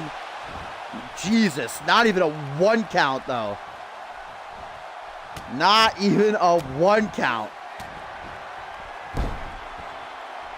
There goes those elbows raining down to the chest, and I guess Malcolm Fry wants to try to bring this matchup to an end himself. Again, gonna try to hoist the massive frame of Kane in the air for that pump handle Death Valley driver to retain the World Tag Team titles. No, only a 2 count. The CMV Universe surely split down the middle behind these two teams though. Malcolm Fry trying to stay on top of things. Clothesline again. 3rd clothesline. That puts Astro in the corner where Uriel Wick makes the tag. There he was. That's a clean tag. Poe calls it. And now Fry's momentum he was building up there brought to a screeching halt. Trying to regain his composure. Astro Kane still out of it in the corner. Standing German suplex. And then takes out Kane as well. Pullback attack hit toss. Yeah, baby. That is why I am a fan of the ATL. And that is why they might be retaining the World Tag Team titles. Pump handle Death Valley driver again. This time to Wick. 1, 2. Only a 2 count though. Grabbed by his hair. Only to be struck right back down with that reverse DDT. Malcolm Fry, for whatever reason, does not want to try to go for he and Deshaun Porter's patented tag team finisher. Maybe they're trying to save it for the end. Save it for when they need it most. As Malcolm Fry wants to tag to Deshaun Porter, and he's going to get it. Clean tag. Astro Kane just now coming to ringside as he makes his way back over to the apron of the Forsaken. Jawbreaker. Uriel Wick now. Snap Tiger suplex. No bridge to try for the pin though. Uriel Wick takes a moment. Quick prayer to whatever dark forces the Forsaken believe in. I don't even want to imagine. Of course, when they came to CMV, they claimed to be on a mission from God to purge all the sinful souls on Genesis. Up to the second turnbuckle, just walking right through Astro Kane. Double axe handle. Deshaun Porter thought that he was in the clear, but he thought wrong. Kick to the midsection. Oh! Jumping cutter, and he's not finished into a modified Dragon Sleeper, but how lucky is Deshaun Porter to get that rope break? Good call by Poe. Expert officiating. Might just be delaying the inevitable. Deshaun Porter fighting for his life in the corner of the Forsaken. Wants a tag to Malcolm Fry, but he's not going to get it. Wick takes him out with a swift DDT and put right back into the corner of the Forsaken. Tag to Astro Kane now, not going for their usual tag team finisher though. The near 400 pounds of Kane come crashing down onto the sternum of Deshaun, as if that was enough. A leg drop from Wick as well.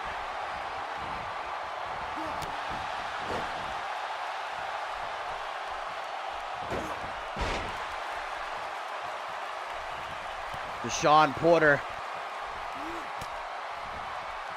Some serious will on display from the tag team champions. If I were standing in the ring against someone like Astro Kane just towering over me, sit out choke bomb into the pin. Do we have new World Tag Team Champions?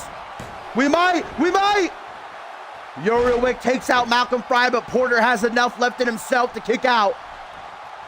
Don't know that's gonna last long. Both the ATL try to fight back.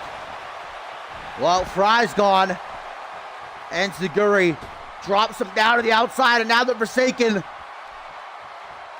have got this match exactly where they want it.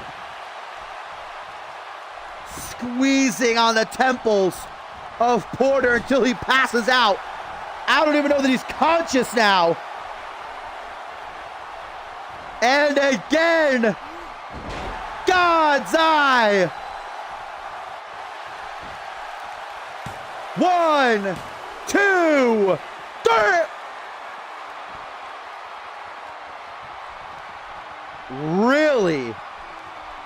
Well, there's the heart, the resiliency of Deshaun Porter, even without the help of Malcolm Fry managing to kick out on his own. And a final hoo-ah. O'Connor rolled German suplex bridge to pin and try to steal it. But Azrael Kane brings that bridge crashing down into a fiery heap.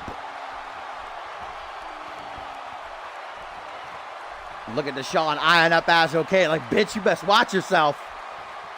Gotta focus on Uriel Wick, who's the legal man. That's the guy that Deshaun has to pin or submit. Nope, tag to Malcolm Fry instead. This gives Wick the opening, trying to crawl over to his corner. Maybe hot tag Kane. That was just a straight up bitch slap by Fry, though. And Fry gets caught up. Irish whip. Wait a minute. Wait a minute. Wait a minute. Wait a minute. Wait a minute. Wait a minute. Wait a minute. Wait a minute. Wait a minute. Do not tell me superplex to the outside. Holy shit. The CMD Universe live in attendance for Ascendance 6 here in Wembley, chanting, "This is awesome!" Uriel Wick may have just broken Malcolm Fry's body. Springboard crossbody for good measure. 1, 2, 3! And we have new World Tag Team Champions! Uriel Wick's superplexing Malcolm Fry from the top rope to the outside of the ring. And there was no way on God's green earth that Malcolm was going to kick out of that one. What a way to bring this tag team championship match to an end. We're the reason you're tag team champions, but now we're coming to collect. And collect they did.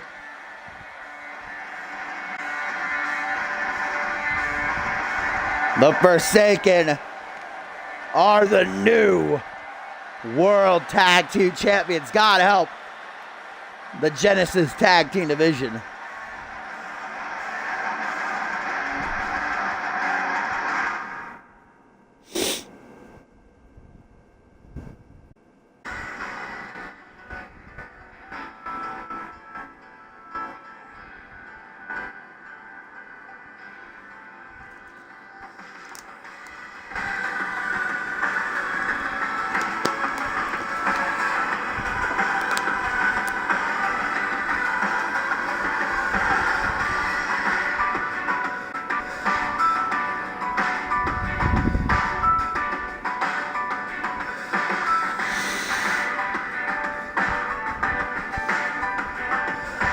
And now, guys, excuse me, I'm starting to lose my voice. That does not bode well for tomorrow. Still got an entire 9 more matches for day 2.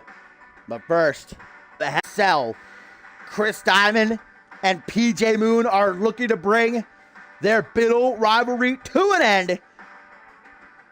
And there's most certainly a lot on the line, even more so now that Rob Cross has won the light heavyweight champ, because remember, Chris Diamond, he's got the home field advantage here live from Wembley Stadium in the UK. He had the advantage of choosing which matchup these two are going to face off in, choosing Hell in a Cell.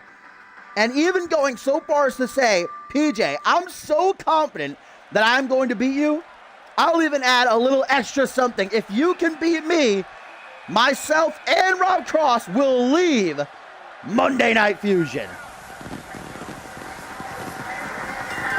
And look at Chris Diamond, the baller, former world champion in a Wembley Stadium, of course, showing support for his team.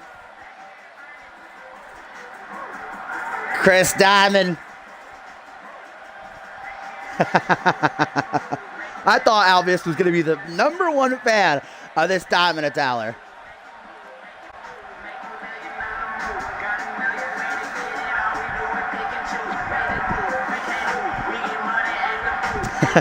Well, Chris Diamond says it is coming home, and what it is the victory here at Ascendance 6. What a season it has been for Chris Diamond, undoubtedly one of the fastest rising stars in CMV history. In just 8 months, became Rising Star Champion, won the 3rd Annual Tag Team Cup alongside Rob Cross, Fusion Tag Team Champion, Money in the Bank winner, cashed in to become World Champion. These past few months, though, he's been enveloped in a bitter rivalry with this man, PJ Moon, a rivalry that started back at the Deadly Games, where they put on a 30-minute classic against each other. And from the heavens, PJ Moon descends. Always one for a unique look, and the grandest stage of all is no exception. Chris Diamond and his favorite teams, Garb and PJ Moon, introducing us to Serenity. And remember, guys, even more than everything else, this is Hell in a Cell, one of the most diabolical matches in CMV history. There are no countouts, there are no disqualifications. These two will be trapped, nowhere to go, no help from the outside for Chris Diamond, even though I'm sure Rob Cross is a bit battered and bruised from earlier tonight to help out Diamond, even if he could. Diamond specifically chose this match.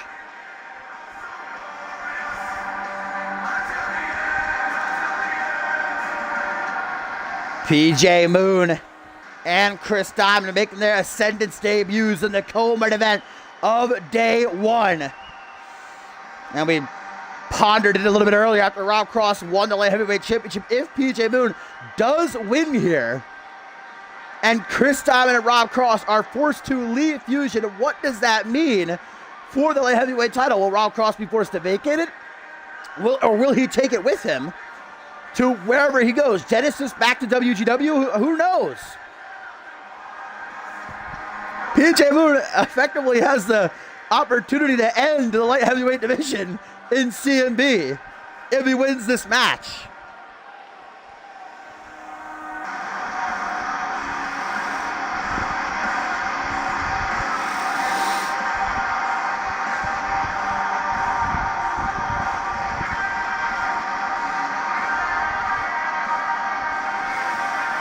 Inside of Hell in a Cell.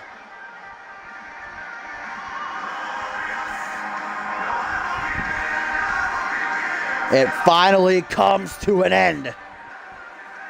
PJ Moon back at the Deadly Games at Final Stand, and that 30-minute absolute war walked out just barely victorious, but Chris Diamond has done everything he possibly can in the months following to ensure that he stands the victor here tonight at Ascendance 6. And his main target has been the neck of PJ Moon. Every time they fought, whether it was a fatal 4-way earlier this week on Fusion, whether it was tag team action, that neck has slowly but surely been getting worn down. And I only have to imagine that that is going to be what Diamond goes after right here, right now, as these two waste no time getting after it, and PJ Moon wastes no time. Oh my God! That cell Pile driver and talking about necks. Rip Chris Diamond's neck as PJ Moon tries for an interesting elbow drop setup. Didn't go his way, understandably.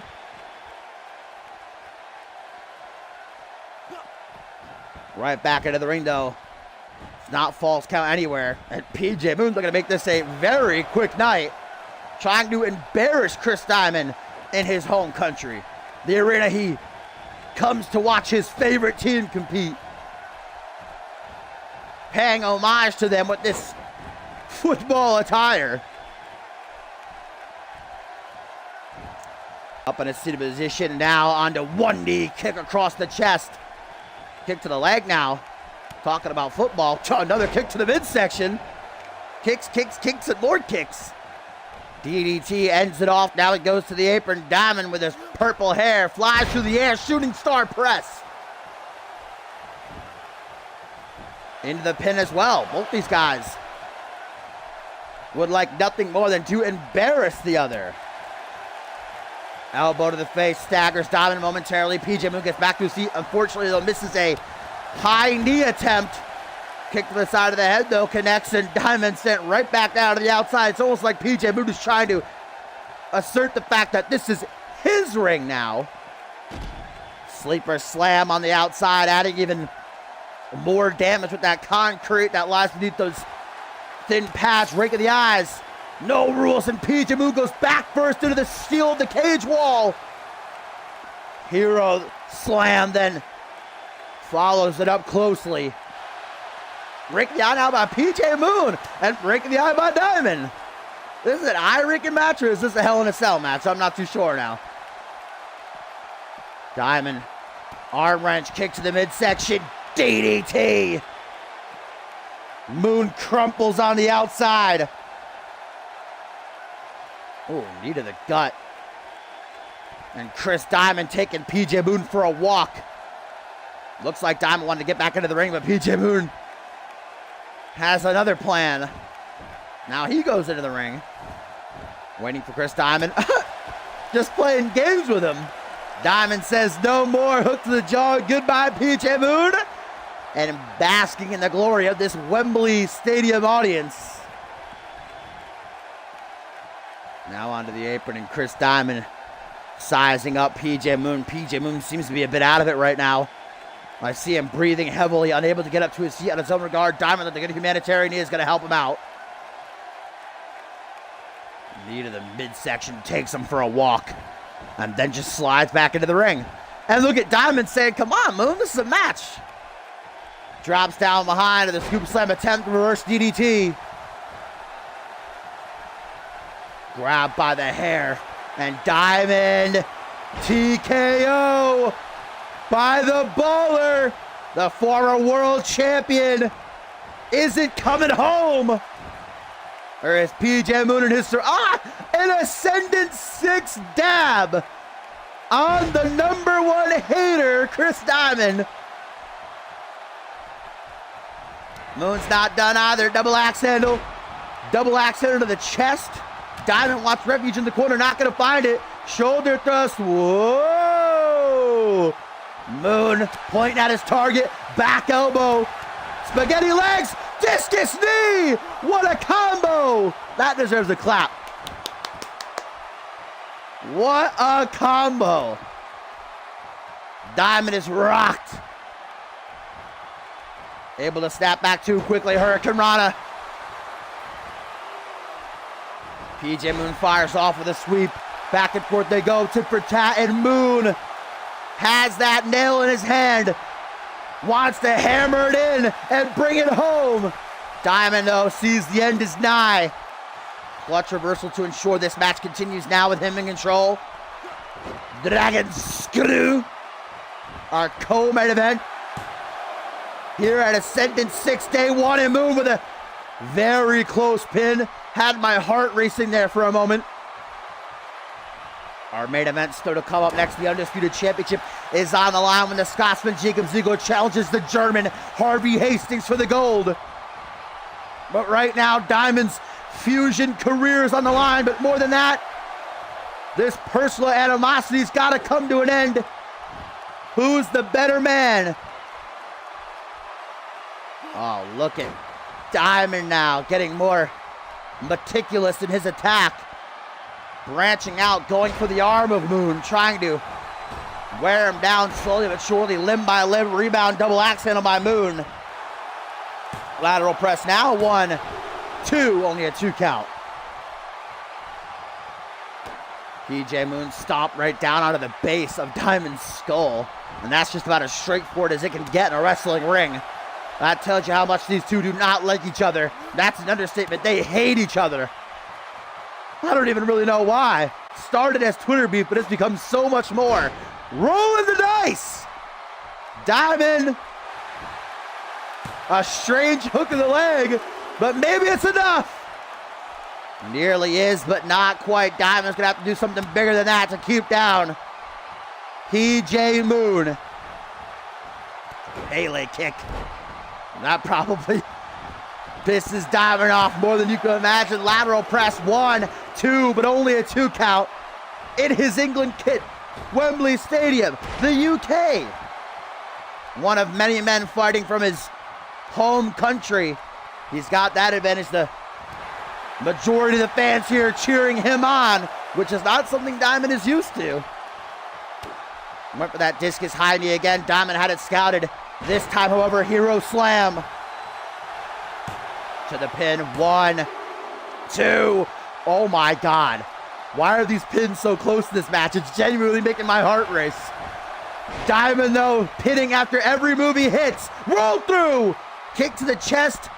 Light it up with the 4th of July. Seated position.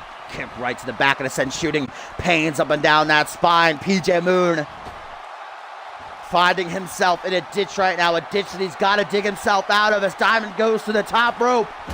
Elbow drop to the middle of the back. Moon writhing in agony as that's the setup Diamond wants. The baller looks for the break-in neck foundation, but Moon, all the times they fought these past few months, knows them too well. However, that counter to the arm drag, inadvertently knocking Poe up against the ropes, might have cost Moon the victory right there. Only gets a close 2 count, but now Moon in the driver's seat. Goes for that discus knee again. Diamond denies it. Breaking neck foundation. Countered by Moon. A trio of punches to the face. Super kick. What a match. What a match. And Moon with the long road home. Collapsing down to 1 knee, Moon just exerted everything that he had left. Discus. Kick to the midsection, off the ropes. Hook, line, and sinker. Big Hefe fan. But Chris Diamond, not a fan of getting someone's ass in his face. Tries to clutch to come back, but Moon, chaos kick! Chaos kick! Out of nowhere, 1, 2, 3, oh! Oh! But Moon argues with Poe for just a moment, and again, the chaos kick to the side of the head, 1, 2. And Moon, rightfully so, is, oh, hello, livid at the fact Diamond just kicked out of back-to-back chaos kicks. Uh-oh. Sexual harassment lawsuit about to be brought up by Chris Diamond after this match. Seductively, Moon crawling over Diamond's body, but it didn't end the way you probably might have thought it would. Vicious headbutts trying to cave in Diamond's skull. Diamond kicked out of those chaos kicks, but I don't even think he's on Earth right now. Moonsault into a DDT. Incredible athleticism. All Diamond has to do is keep the pressure on. But Diamond's got something left deep inside of him.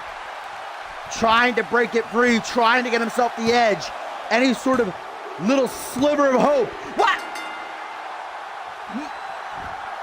What? What?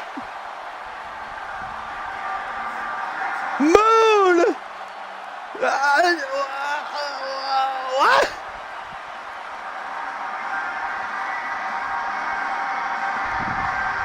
What?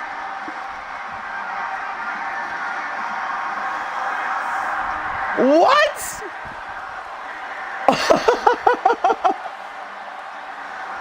Moon kicked out of back-to-back chaos kicks, but even after doing so, was not able to recuperate in order to get an effective edge over Chris Diamond. Diamond took his final shot with that charge. Moon countered it into a gut-wrench suplex and dropped into the pin for a shocking end to this Hell in a Cell. And you know what that means? Chris Diamond and Rob Cross are no longer members of the Fusion roster. Hey, goodbye indeed. But even more so than that, you gotta wonder what's the fate of the light heavyweight championship now. Rob, of course, winning it earlier tonight in that ladder match. But one thing is for certain, PJ Moon proves once and for all he is the better man. And in Diamond's home country, bringing the serenity to stand tall as the victor.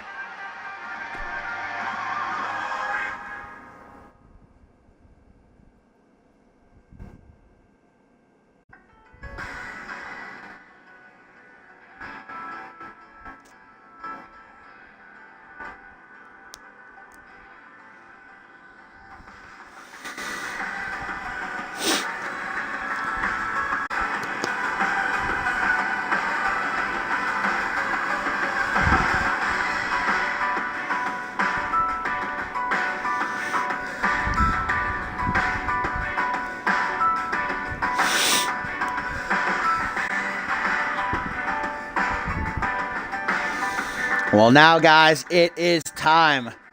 Our main event of day one, the Ascendance VI extravaganza, comes our way. A night that has been amazing so far, produced some unforgettable matches. And we now reach the climax as the 2.5 of Jacob Ziegler reaches a fork in the road.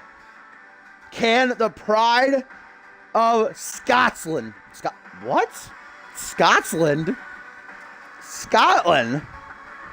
realize the boyhood dream and finally, in his first ever opportunity, become the world heavyweight champion? Or will the psychopath destroy those dreams and turn them into nightmares? Harvey Hastings winning that undisputed championship earlier this season at Homecoming, and since then has had an iron-tight grip on it. Nobody has been able to come close to taking that championship from him. Will this man, a CMV veteran, a former two-time Anarchy champion, Money in the Bank winner, tag team champion with the dank leather jacket and all, here at Ascendance 6, certainly in Wembley Stadium in the UK, not getting a warm reception from this crowd here.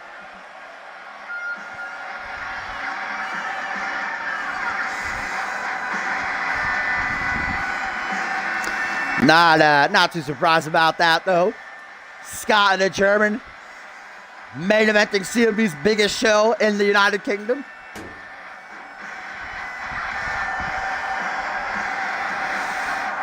Jacob Ziegler has worked 2.5 years for this opportunity. He has never had a one-on-one shot for the World Championship. General Manager Yuri Sokolov has given him that opportunity. Now it falls on Ziggler to finally get the job done, but in order to do so, he is going to have to dethrone one of the most dangerous men of this season, without a shadow of a doubt. The king of the cruiserweights, the assassin, the psychopath, the CMV undisputed champion, Harvey Hastings.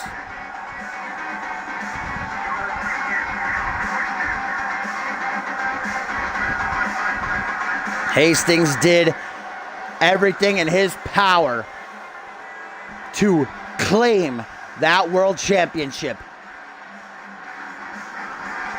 And he's going to do anything that he has to do in order to keep that world championship.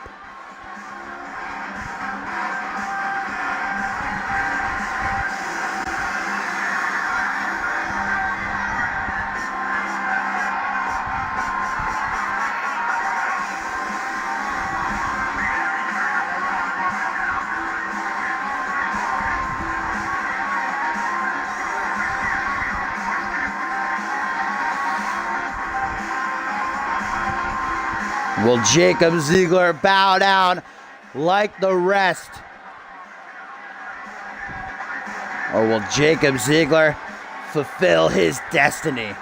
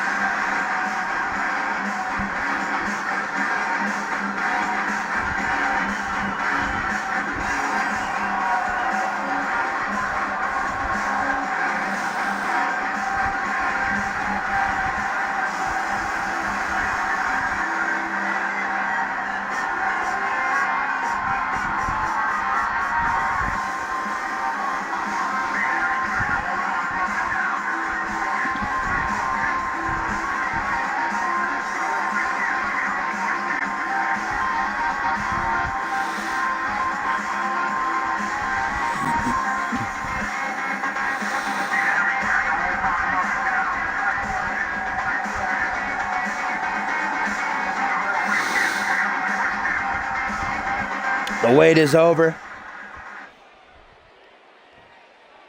Time for Ziegler to done, or once again fall to the bottom of the list. Many people feel as though this shot, this opportunity, this match is long overdue for Jacob Ziegler. And I'm personally one of those people who feels that way. But what a better place than Ascendance VI to become world champion. That man right there, Harvey Hastings, with the world championship draped over his shoulders, says that he is willing to kill in order to keep the championship to his name.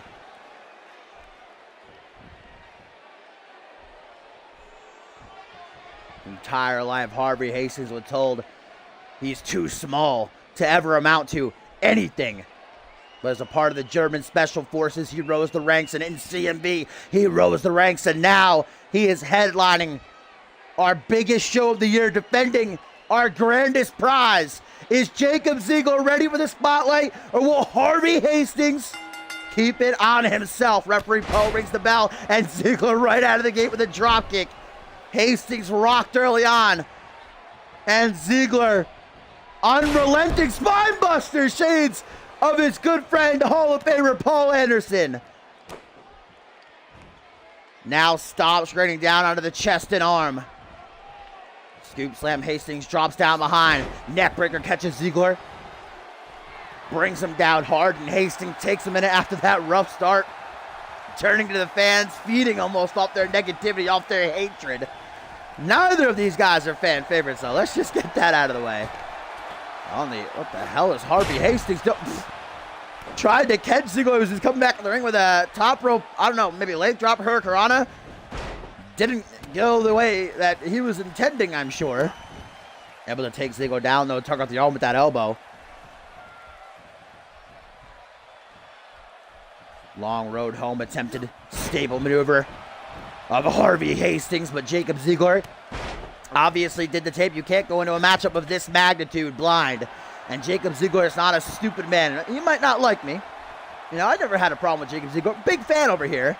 He's never liked me, but credit where credit is due. Jacob Ziggler has waited long enough.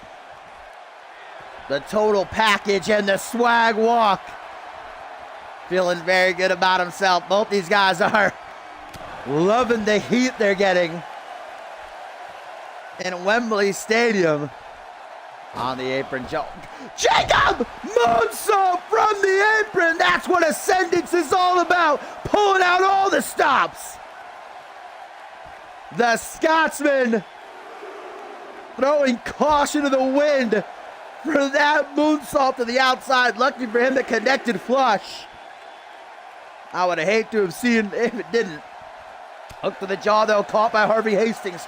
Fires back with a forearm smash. Hurricanrana. Ziggler turns it into a vicious powerbomb. But keep your ears open because referee Poe is at a code of 4, and Harvey Hastings does have his champion's advantage. He can retain on a countout or a disqualification. And can you imagine if this match were to end that way? But Harvey Hastings, even he, not going to let that happen. Virtually everyone has been betting on Ziggler, and that has got to get under the skin of Harvey Hastings. German suplex, Ziggler pops right back up. Oh! Scottish sickle. The Enzu lariat to the back of the head. Harvey took time taunting, and it came back to bite him. Simple as that. Grabs the leg, snaps it over the head.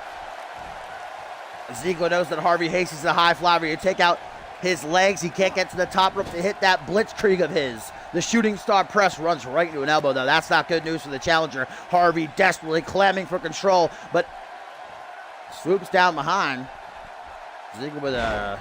Oh, okay. Oh!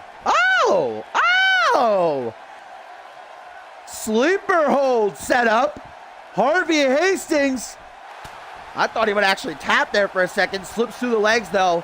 Hammer fist to the back of the head and a hangman's neck breaker to follow that up.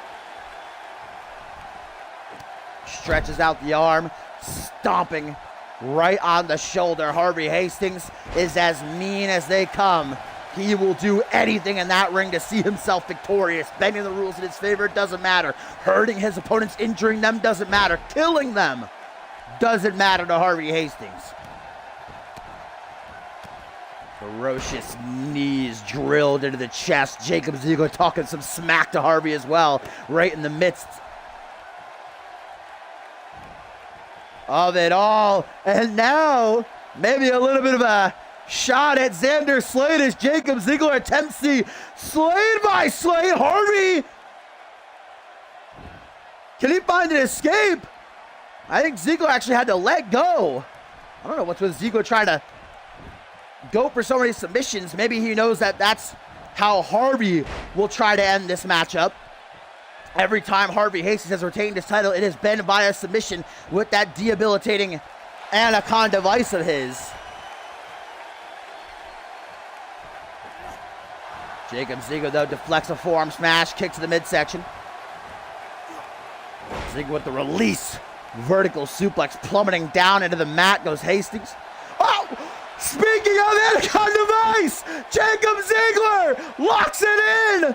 Can you imagine if on the grandest stage of them all, Jacob Ziggler taps out Harvey with his own maneuver? Ziggler does the damage, though. Let's go. And now Hastings set up for the Claymore, but Harvey biding his time, sidesteps and charges. Tilt-a-whirl arm drag. And Harvey now setting up for the comeback of the century. Snapmare. Brought up onto one knee. Bitch slap across the face. Sharp DDT from the kneeling position. Lateral press by the champ. Not even a 1 count. And Ziggler trying to get back to his feet, trying to fight back into control. Harvey Hastings not making it easy on him, though, as the Irish whips him into the corner. Slowly but surely approaches, does the psychopath. Jacob Ziggler's ready for him. Too much time wasted. Slap across the face, meaning nothing but disrespect. And again, Ziggler locks on the Anaconda Vice. But Harvey Hastings just looking with the rope break. His luck is about to run out, though. Claymore connects this time. And it doesn't just connect, it busts Harvey wide open as Ziggler takes a step back, soaks it all in. Main event of day one, Wembley Stadium, United Kingdom, Ascendance 6. 2.5 years Jacob Ziggler has waited for this moment. 2.5 years he's worked his ass off for a shot at the World Championship. Elbow drop by Double H. Lateral press to pin, gets a 1 count this time. Irish whip. Off the ropes, Harvey on the rebound, tries through super kick, gets a kick up under the thigh instead. Ziggler composes himself. And this is vintage Ziggler, stalling vertical suplex, allowing the blood of Harvey Hastings to rush to his head.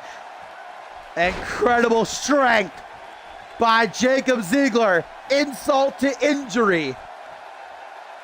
Wait a minute. Harvey Hastings, I believe, may have just deflected the pride before the fall. Spine buster. Ziggler out of desperation attempts it. Harvey was ready for him. Counters it into a DDT, and now the champion in the corner. I have no idea what could be going through Harvey's head right now. I have no idea what Harvey Hastings could be thinking. Holding on to his head, though, that's never a good sign. Hastings goes to the top rope. Maybe looking for the Blitzkrieg, but lucky for Ziggler. He begins to stir. Hastings has to rethink his game plan. Irish whip to the corner. Kick to the midsection. Headbutt. Crack to the jaw. Ziggler. Eyes glazed over as Hastings goes to the outside to line up his shot through the scope. Drive by. Ziggler in La La Land. Harvey drops into the pin. 1, 2. Only a 2 count. Harvey Hastings, hands on top of his head. For a moment, he was letting it get to him, but now he snaps back to reality. To the second turnbuckle. Harvey flies through the air. The shin connecting right to Ziggler's throat. Gonna make it difficult for him to breathe throughout this match. Tiger suplex. No bridge by Ziggler to try for the pin. Dragged by arm and leg. And Ziggler, what's he gonna try for here? That aggressive side. That ruthless aggression of Jacob Ziggler that's reared its ugly head this season. Unloading with right hands and elbows to that already nasty gash across Harvey's forehead. Ziggler soaks up the hate before now bringing Harvey to his feet. Harvey not looking good, looking worse for wear. Dropped into a DDT. Nice reversal by Hastings. Just when you think it's all over for the champion, he somehow comes back, somehow finds a way. Can't get more than a 1 count here on Ziggler, and that's got to be frustrating. Standing shooting star press, standing blitzkrieg. Surely that won't be enough to keep down Ziggler, and Harvey Hastings knows it. Jumping cutter, Ziggler denies it, headbutt. Walks forward, right into a snapmare, though. Back and forth they go, tip for tat. Teetering on the edge. Who's going to walk out of Wembley Stadium as the undisputed champion, as Hastings just gets his face rearranged with that knee smash. And Ziggler, the pride of Scotland. DDT. Looks over at Harvey, almost like he doesn't know what he has to do, but there's the one and only Ziggler with the swag walk. And now Ziggler lines up his shot. Pride before the fall to the pin. Ziggler rushes. What a rope break. Are you kidding me? Harvey Hastings graced by the wrestling gods to get that rope break. Harvey out of pure desperation, nothing but it. Sweep. Ziggler tries for a pin, only a 1 count springboard crossbody. Dragon scoot to the top rope. Ziggler goes, and what can he be cooking up? Ziggler is not the kind of man you'll see jumping off the top rope very often. Brain chop. The head of Harvey Hastings has been a very obvious target throughout this entire match as the blood drips up. Oh, I thought that was it right there. And there goes Ziggler right back to that cut across Harvey's forehead, right back to doing whatever he has to do to walk out as the undisputed champion. Now what is Jacob Ziggler cooking up? Now what is he thinking? Here we go again. Come on, Poe. There's a certain point in a matchup, and I'm no Harvey Hastings fan, where you gotta take a second, make sure that Harvey can even continue. This might have to end via referee stoppage. Harvey is out, guys. Harvey is out. 1, 2. Oh my God. And I got the same reaction, Ziggler. The challenger. There ain't gonna be no rope break this time. Pride before the fall. Did it fully connect though? I don't think so. Ziggler knows he didn't get all of it. Ziggler knows it wouldn't be enough. German suplex spider pin by the champ. 1.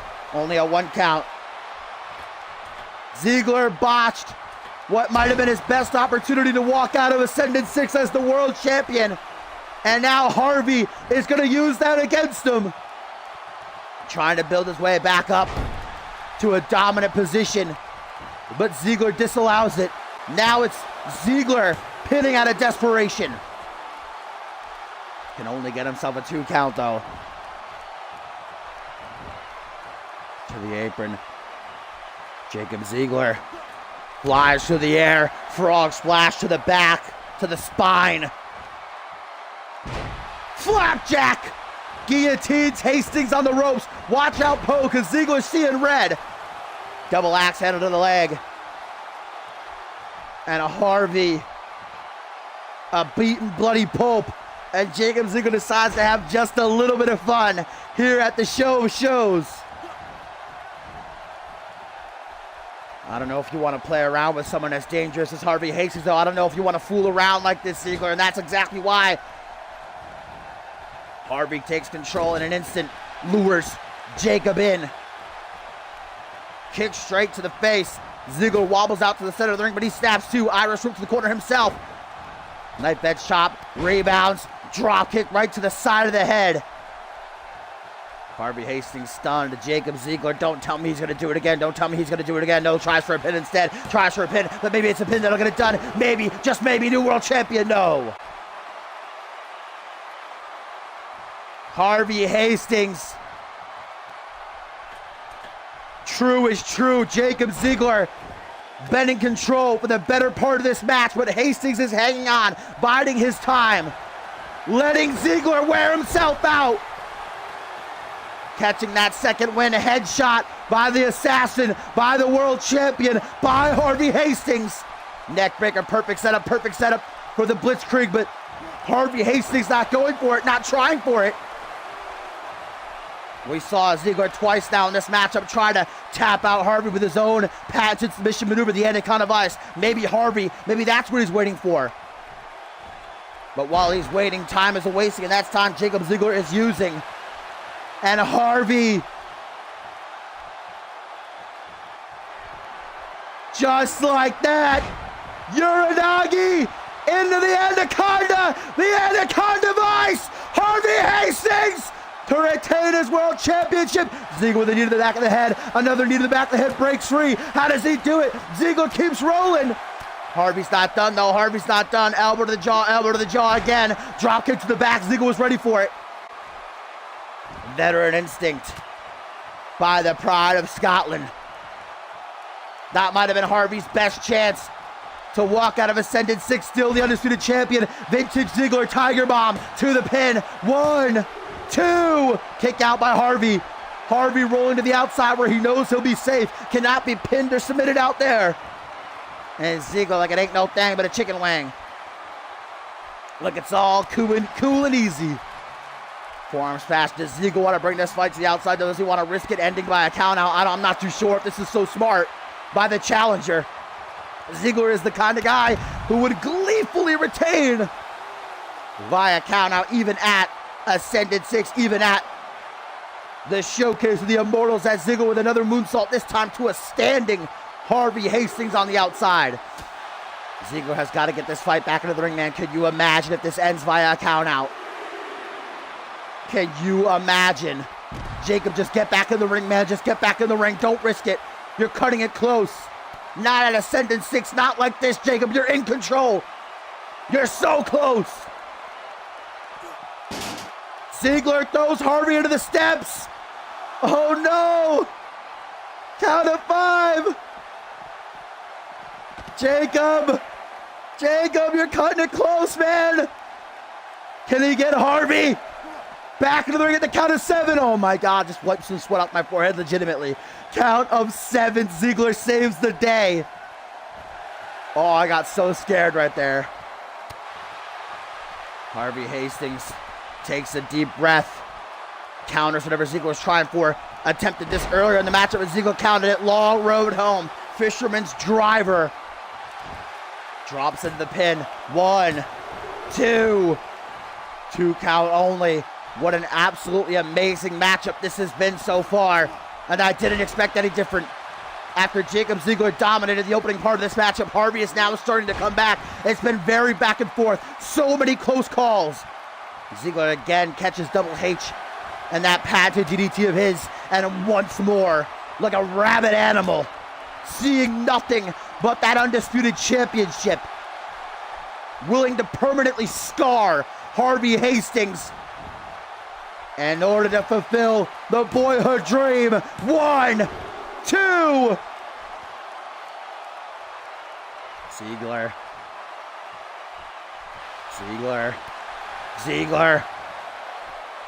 Closing in, but Harvey was ready for him, and Harvey Hastings. Hastings! Uranagi! And a kind of ice again locked in! Jacob Ziggler's in trouble! The World Championship slipping away from him! Harvey does not have enough left to keep it held in, however, and talk about your blessings. Knee to the gut, Ziggler. Hardly able to stand. Alley-oop bomb though, and there goes Harvey again. Knowing he cannot be pinned or submitted. Ringside, knowing that he can retain his title by a count out. And perhaps that's what Harvey Hastings is thinking at this point in the matchup. Realizing he can't get the job done against Jacob Ziggler. And it's better to live to fight another day. But for Harvey Hastings, it's all or nothing right here, right now. Hastings' face entirely covered in blood. Bleeding like a stuck pig. Beating the tar out of each other here. Ziggler, though, not falling for Hastings and his ish. Harvey went for a drop kick. Instead fell like a sack of rocks on the outside. Harvey, though, Ziggler taunting him. Gets to Harvey. Ziggler, he's got no choice but to slide back into the ring. He easily could have stayed out there and retained to be a count out. Up on the top rope. Jacob Ziggler, not a place he wants to be, goes for a Frankensteiner. Ziggler counters it though. Now Ziggler from the high red district crossbody. The challenger for the undisputed championship. The pride of Scotland against the German Special Forces soldier.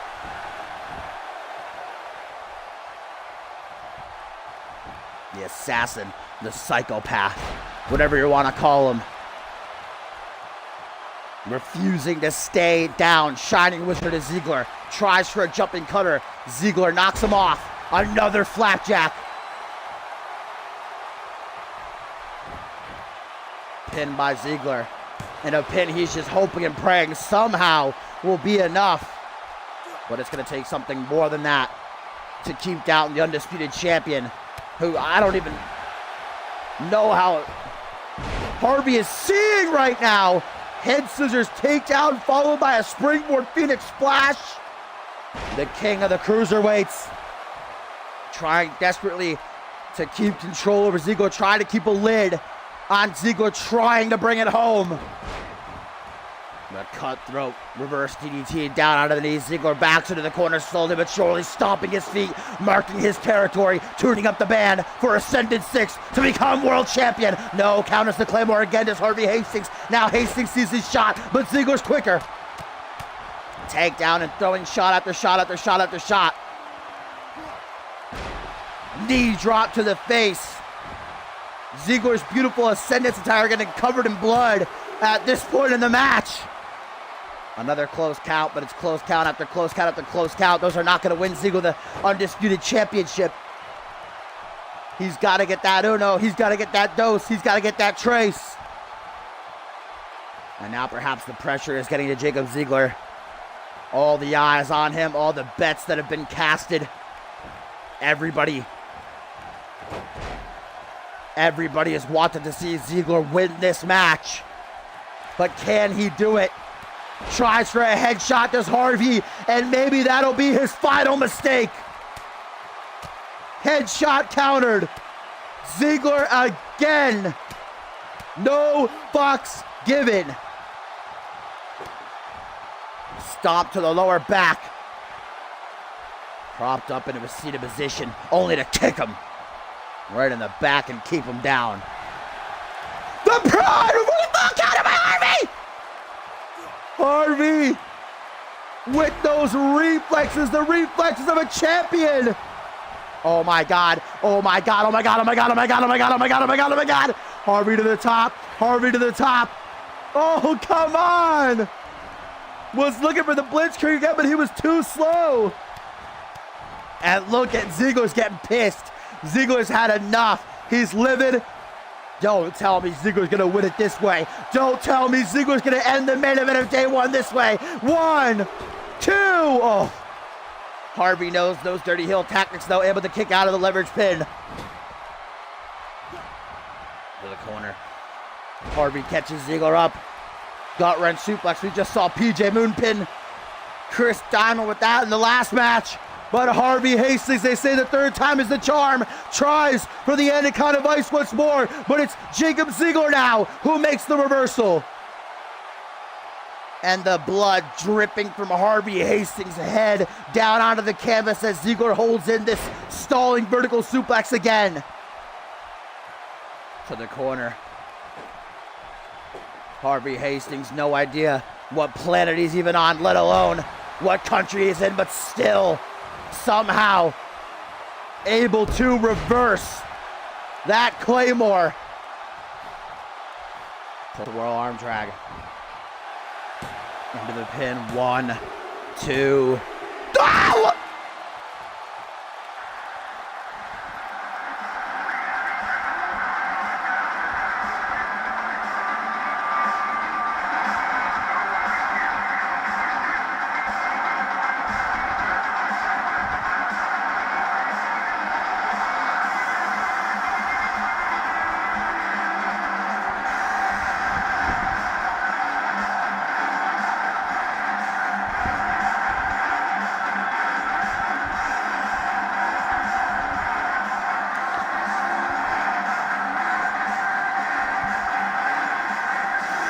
What? What? What? Oh. What?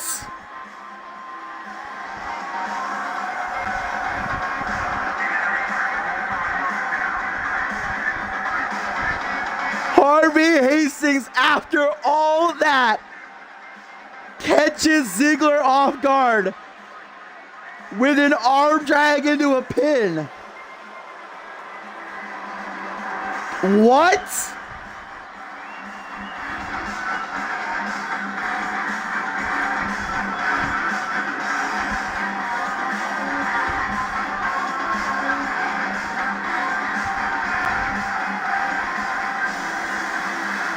I'm speechless, guys. I don't even know what to say. Jacob Ziegler. What?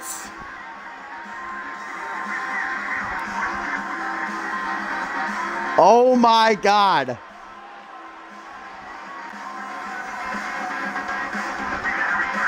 Can you say upset? Has there ever been a bigger one than we just saw?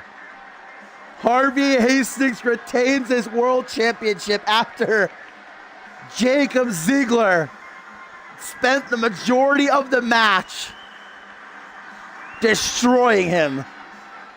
But it's like I said, Harvey was biding his time, letting Ziegler wear himself out until he had nothing less. Then Harvey struck. And look at that face. And the face of Jacob Ziegler as he walks up the ramp is one of disbelief and disappointment.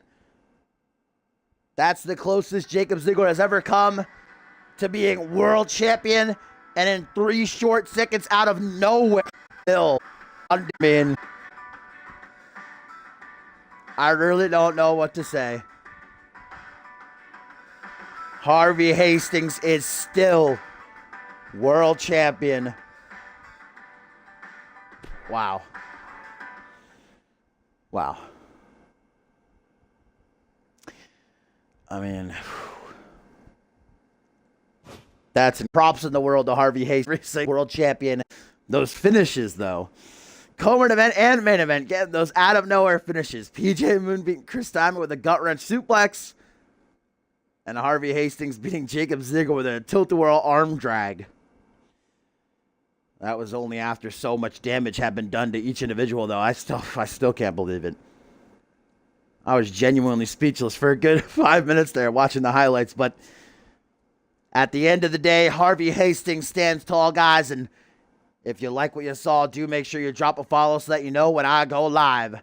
Because Ascendance 6 is still not over. Tomorrow night, Monday, probably around the same time as tonight and yesterday, 5 p.m., 6 p.m. Eastern Standard Time. We have 9 more huge matches that you do not want to miss. And if you want to be a part of CMV, you are more than welcome. ! Join in the chat. We'll give you a link to our website, cmvwrestling.com. ! Twitter. ! Discord. We'll give you links to our social media. And I'm still taking it all in. Man. I'll be honest with you guys. I had some money on Ziegler. That's why I'm so taken aback here. Sorry, Harvey. I had some money on Ziegler, though. Now I owe a guy. Oh, boy. But, guys, thanks for watching. As always, great show. Fun having you. And I will see you tomorrow for day 2.